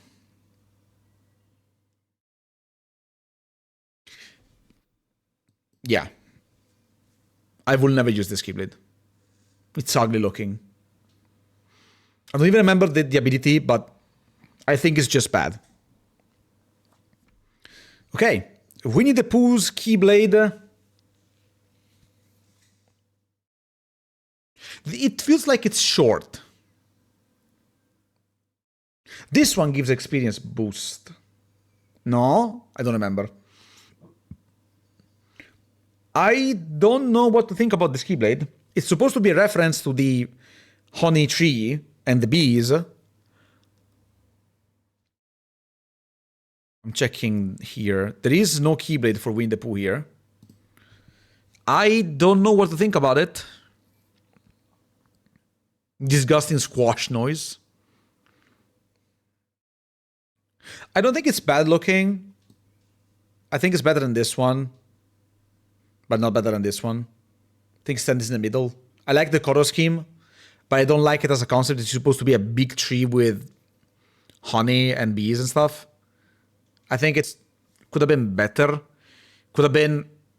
I know it's representative of the passive nature of Winnie the Pooh and all that, but it could have been more creative, in my opinion.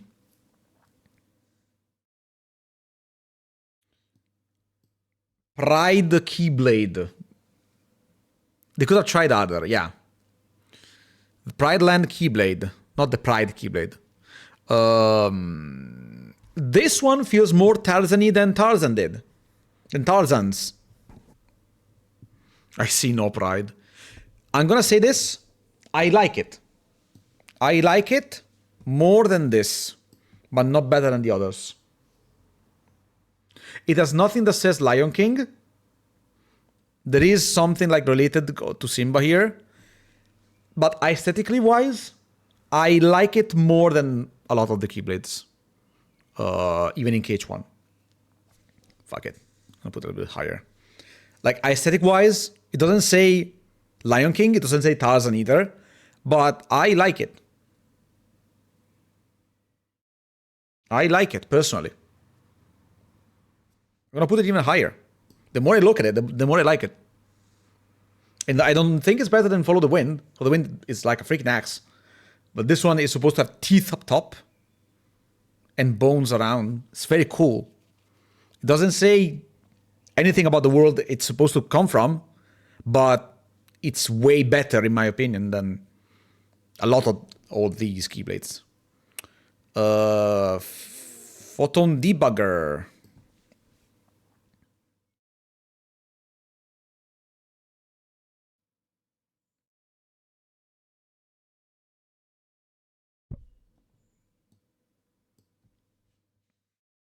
I think it's just average. It's a Keyblade. Doesn't even look like a key, honestly. I am literally on the I don't like it, I don't hate it side. It exists, yeah. It doesn't even feel bland. It's just that I don't have an opinion on it. It doesn't tell me anything. It's just there. Which is not bad. Just okay. Okay, before moving on to the other Keyblades, we go finish these two. I don't remember where you get this one from. It's not Atlantica. Where do you get this Keyblade? Don't remember.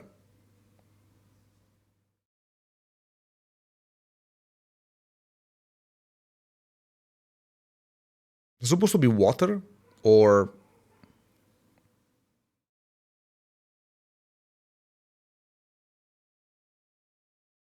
Which one again? This one. I don't remember it. I don't remember where you get it. I played this game so much. I remember where to get most of these, but this one I always forget. Is it Atlantica?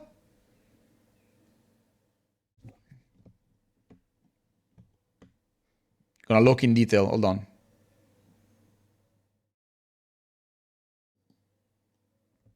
Oh yeah. Yeah, it is Atlantica. Yeah. Sorry, I zoomed in a lot. Okay, we're back here. Yeah, it's not remarkable. I like it more than the one in KH1, but I feel like it's at the same level as the one from Land of Dragons. It's concept-wise, it's the same, but it's better looking, in my opinion. What am I gonna put this here?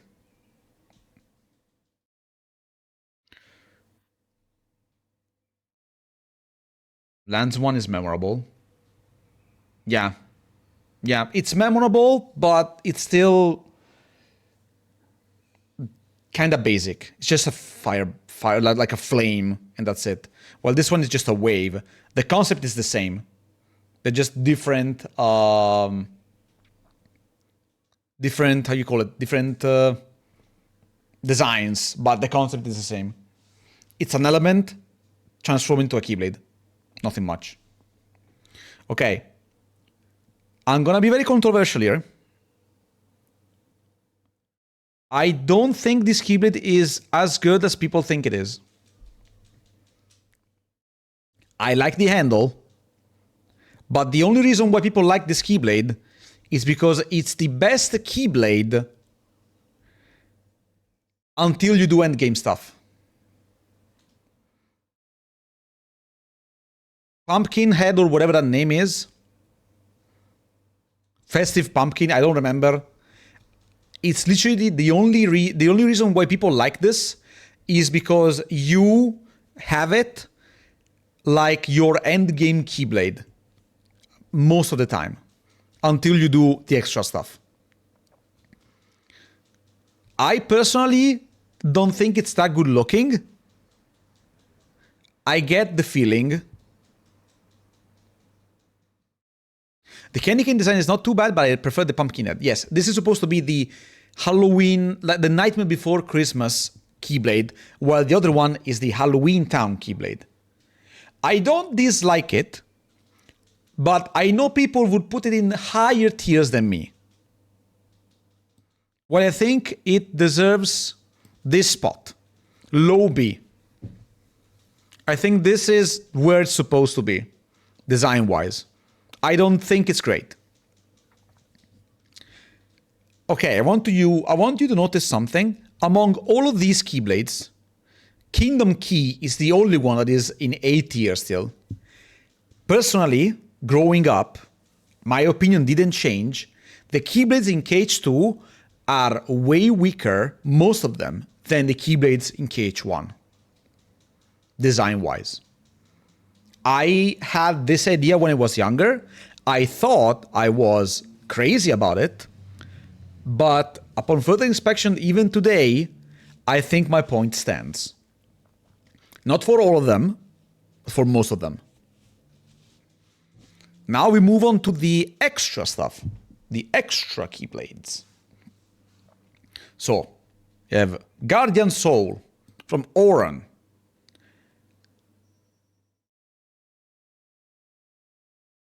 I like it. Less than Kingdom Key, but I like it.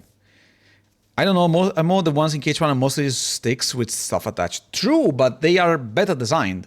These are more creative at times, but they lack the... I don't know, I feel like they lack something that these Keyblades had. Personally. Maybe because they feel less like keys and more like swords. Maybe that's why.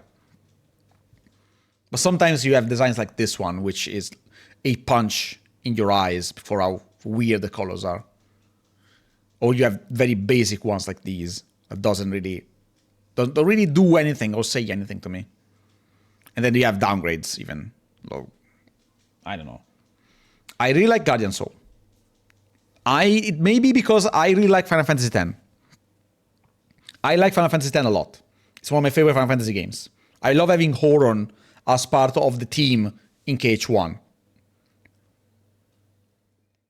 I don't think it's an amazing looking Keyblade, but I still think it's better than all of these. Personally. I like edgy stuff. I said that. Okay. Gullwing.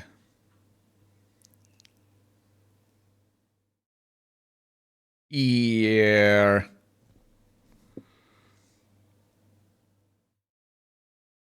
It's all over the place. Mind you, I never understood why gold. Because it's gold wings from Final Fantasy X-2.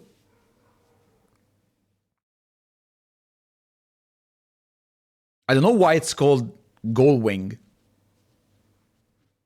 in English. There must be a reason, like for the etymology, but they are called gold wings. And the treasure hunters in Final Fantasy X-2, they're called gold wings as well. In fact, if we zoom in on the design again, you can see that there is Yuna's heir, the gold wing up here, Phoenix down here, and I think more stuff I don't really recognize. Oh yeah, this is the Final Fantasy X logo here. Hold on, here. Which is very cool. Very cool details, in my opinion. But I also think it's kind of all over the place. It's cool for what it represents. I don't think it's an amazing looking Keyblade, though. It's a bit all over the place. That's it. That's my opinion on it. Outbreak. Oh, I'm sorry. In case you want, guys, we might be here for not too long. In case you want to switch to YouTube, I understand. And I'd also encourage it if you don't want the ads. Mushroom Keyblade proof. What was it? This proof of something. Winner's proof. Winner's proof. This is the mushroom Keyblade that you get by beating all the mushrooms in KH2 Final Mix. Funny detail, it actually has 13 mushrooms in the design, which is very neat. I really like how royal this feels. I don't know if I dig it too much, but I really like the idea. I'm gonna put it a bit lower than what I think it would be, only because it has EXP 0 as the ability, which has no freaking sense. You're literally giving me the best reason for the for not using this Keyblade at all. Name for the Sir Daniel Fortescue Keyblade. Redeemed Hero.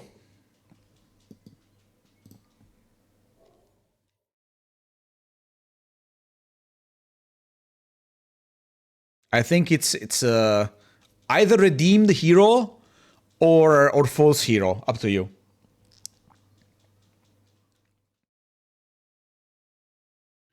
Fatal Crest. Again, an amazing looking Keyblade. This one is more unique than everything else in the game. It's a dragon head. And this is the Underworld Keyblade.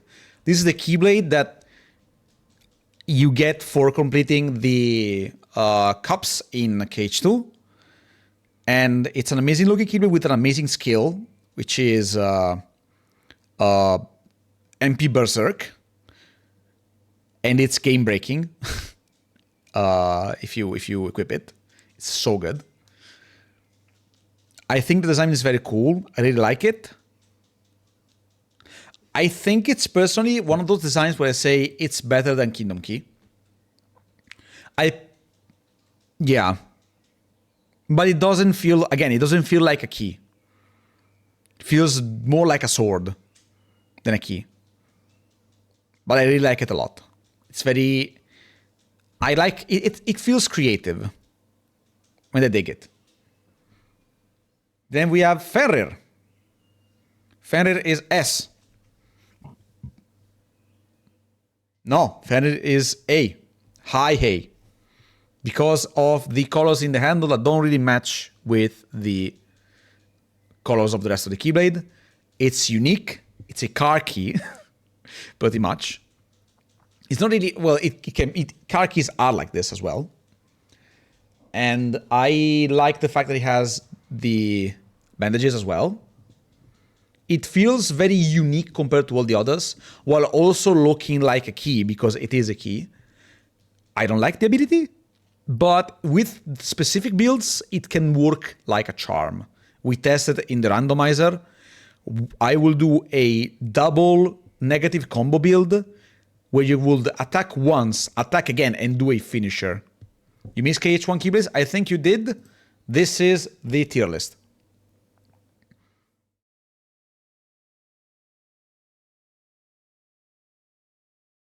If you want to take a look at it, if you want to know my opinion, VOD will be up at one point. But this is the overall opinion I have on these Keyblades. I missed one? Which one?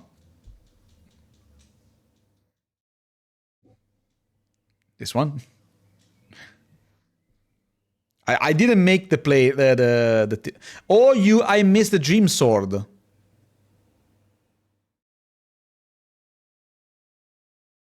Well, that's S tier. That's like the same level as the Ultimate Weapon. Also,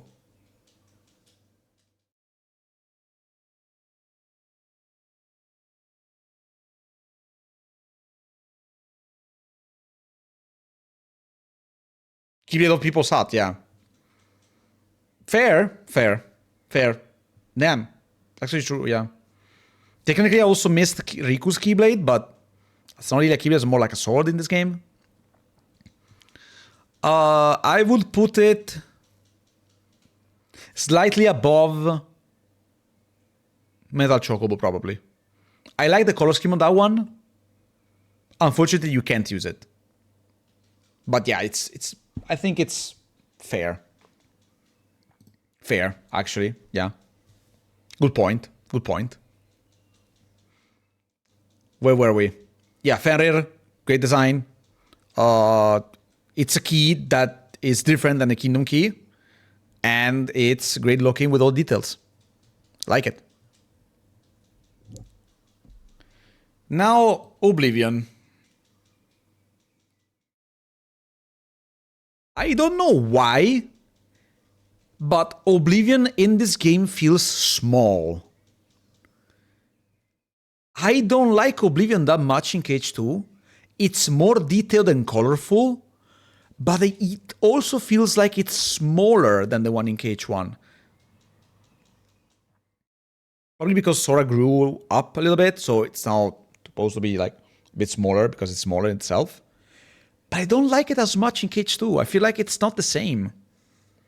I don't know if it's me or not.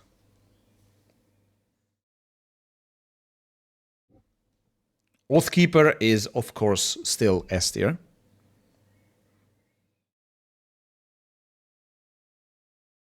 Because we talked about this earlier, it's just the best Keyblade in the game, look-wise. I personally also love 2 Become 1. It sucks ability-wise, but I'm a sucker for this kind of design with all these spikes and everything.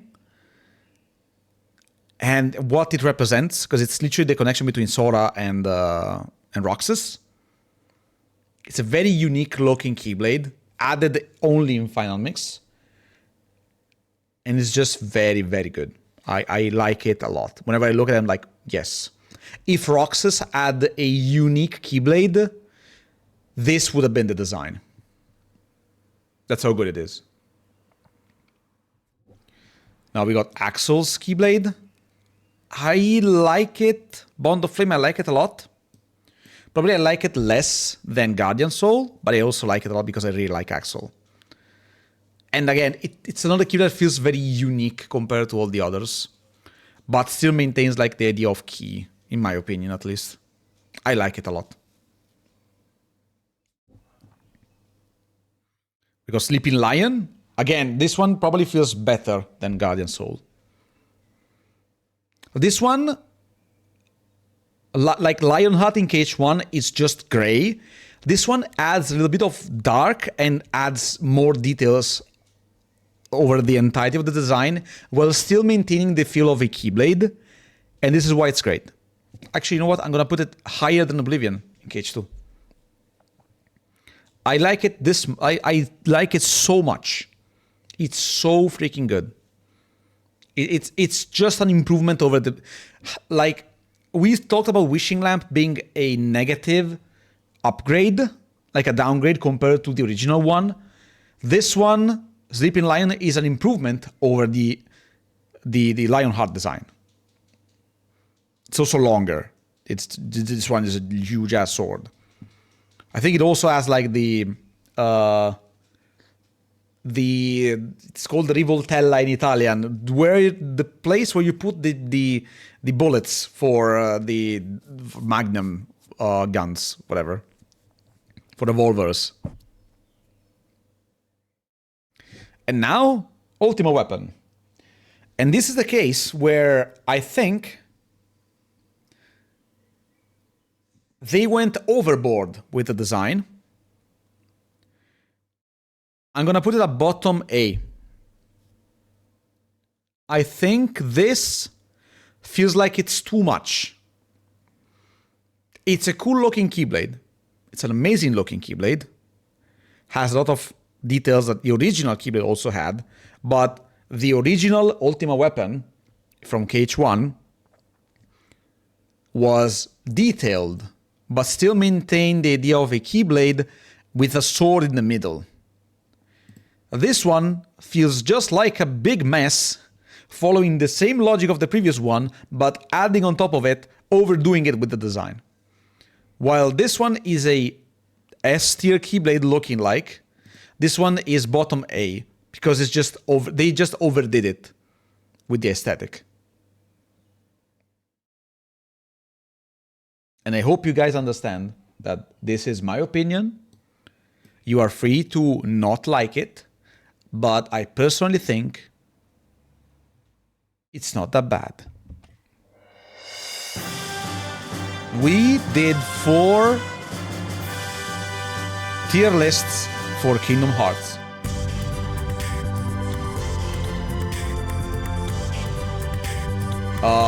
Okay, the music is playing. Okay, I thought it was not playing. Okay, enough of that. I did the joke.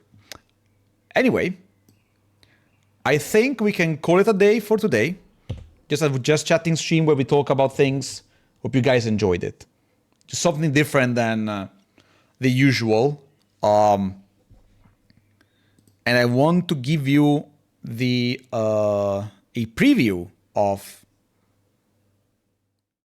what's gonna happen this Wednesday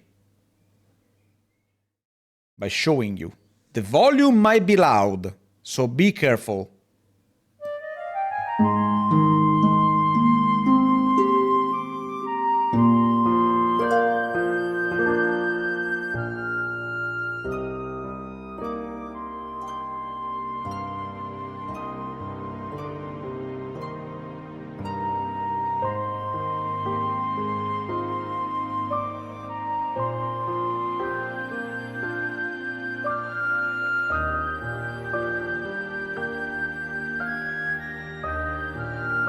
Merlin cooked with this design and this work. Amazing looking.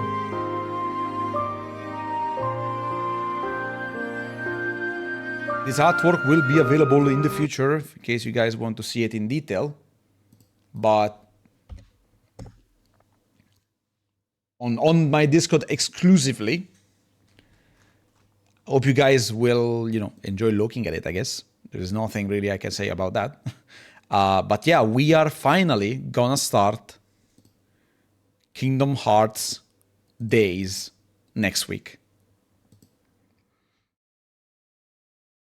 I hope you guys will look forward to that. I haven't touched that game in at least 5 or 6 years. And I think it will be... No, go away. chatbot. Please tell me that Seribot Bandit. Nice, thank you. I hope you guys will look forward to that. It's gonna be blast from the past while also having a more modern experience thanks to the people who worked on Melon Mix, including Danny, that is in the chat right now. Unfortunately, we're gonna play without the high quality textures because of a bug, he told me. That's still being resolved while we're talking here. Investigated. And hopefully, by the time we will finish the series, it will be already be fixed, so we can actually enjoy it a little bit. Maybe not from the start, but going onward for sure. So, without further ado, I want to go back in this scene, first of all. Hope you guys enjoyed the stream today. See you Wednesday. I want to thank Hugo the Cat from an off-stream follow. I really appreciate it. And hope you guys will look forward to the new videos coming out. Wanna see the Keyblade? Oh, you mean the Sir Daniel Keyblade? Sure, send it. If you made it. It was a joke, but Merlin apparently delivered. My God, I'm losing my voice. I need to record later before eating dinner. I don't know if I will be able to do that. I might not. I kind of want it, but I might not. And I also want to eat a little bit earlier, so we have more time for later. So, yeah. Okay. Let's wait for Merlin to deliver the Keyblade.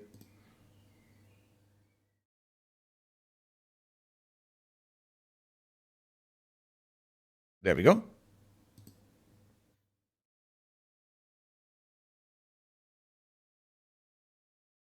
Did you make it traditional or?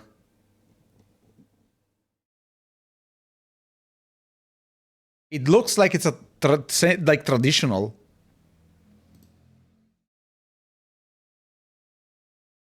Hold on, let me grab it. Desktop. Digital. It feels like it's freaking. I really like it. I would have put maybe some different details here and there, but I really like the fact that you've put the skull, of course, the sword, which looks very similar to the basic sword in Medieval. See, I would have changed the keychain. I would have put the chalice as the keychain, just to not have the skull twice in the design. But I really like it, actually. This will work very well for a Sir Daniel Keyblade. Holy shit. It's very cool. Very, very cool. Approved. Approved. Okay. With that being said, though, I have to go. My voice is calling for rest. And hope you guys enjoyed the chatting today. Hope to see you for days, which is going to happen, I said, Wednesday. I'll be working on the more shorts. I'll be working on the deep dive completionist video. Maybe it's going to be helpful for you too, in case you need to, have trouble with some special atlases and whatnot. I don't think so, but just in case, it's going to be there. And I hope to see you guys there. Have a wonderful rest of the day, night, whatever time zone you're in. And I'll see you all very soon. Have a good rest of the night. Bye-bye.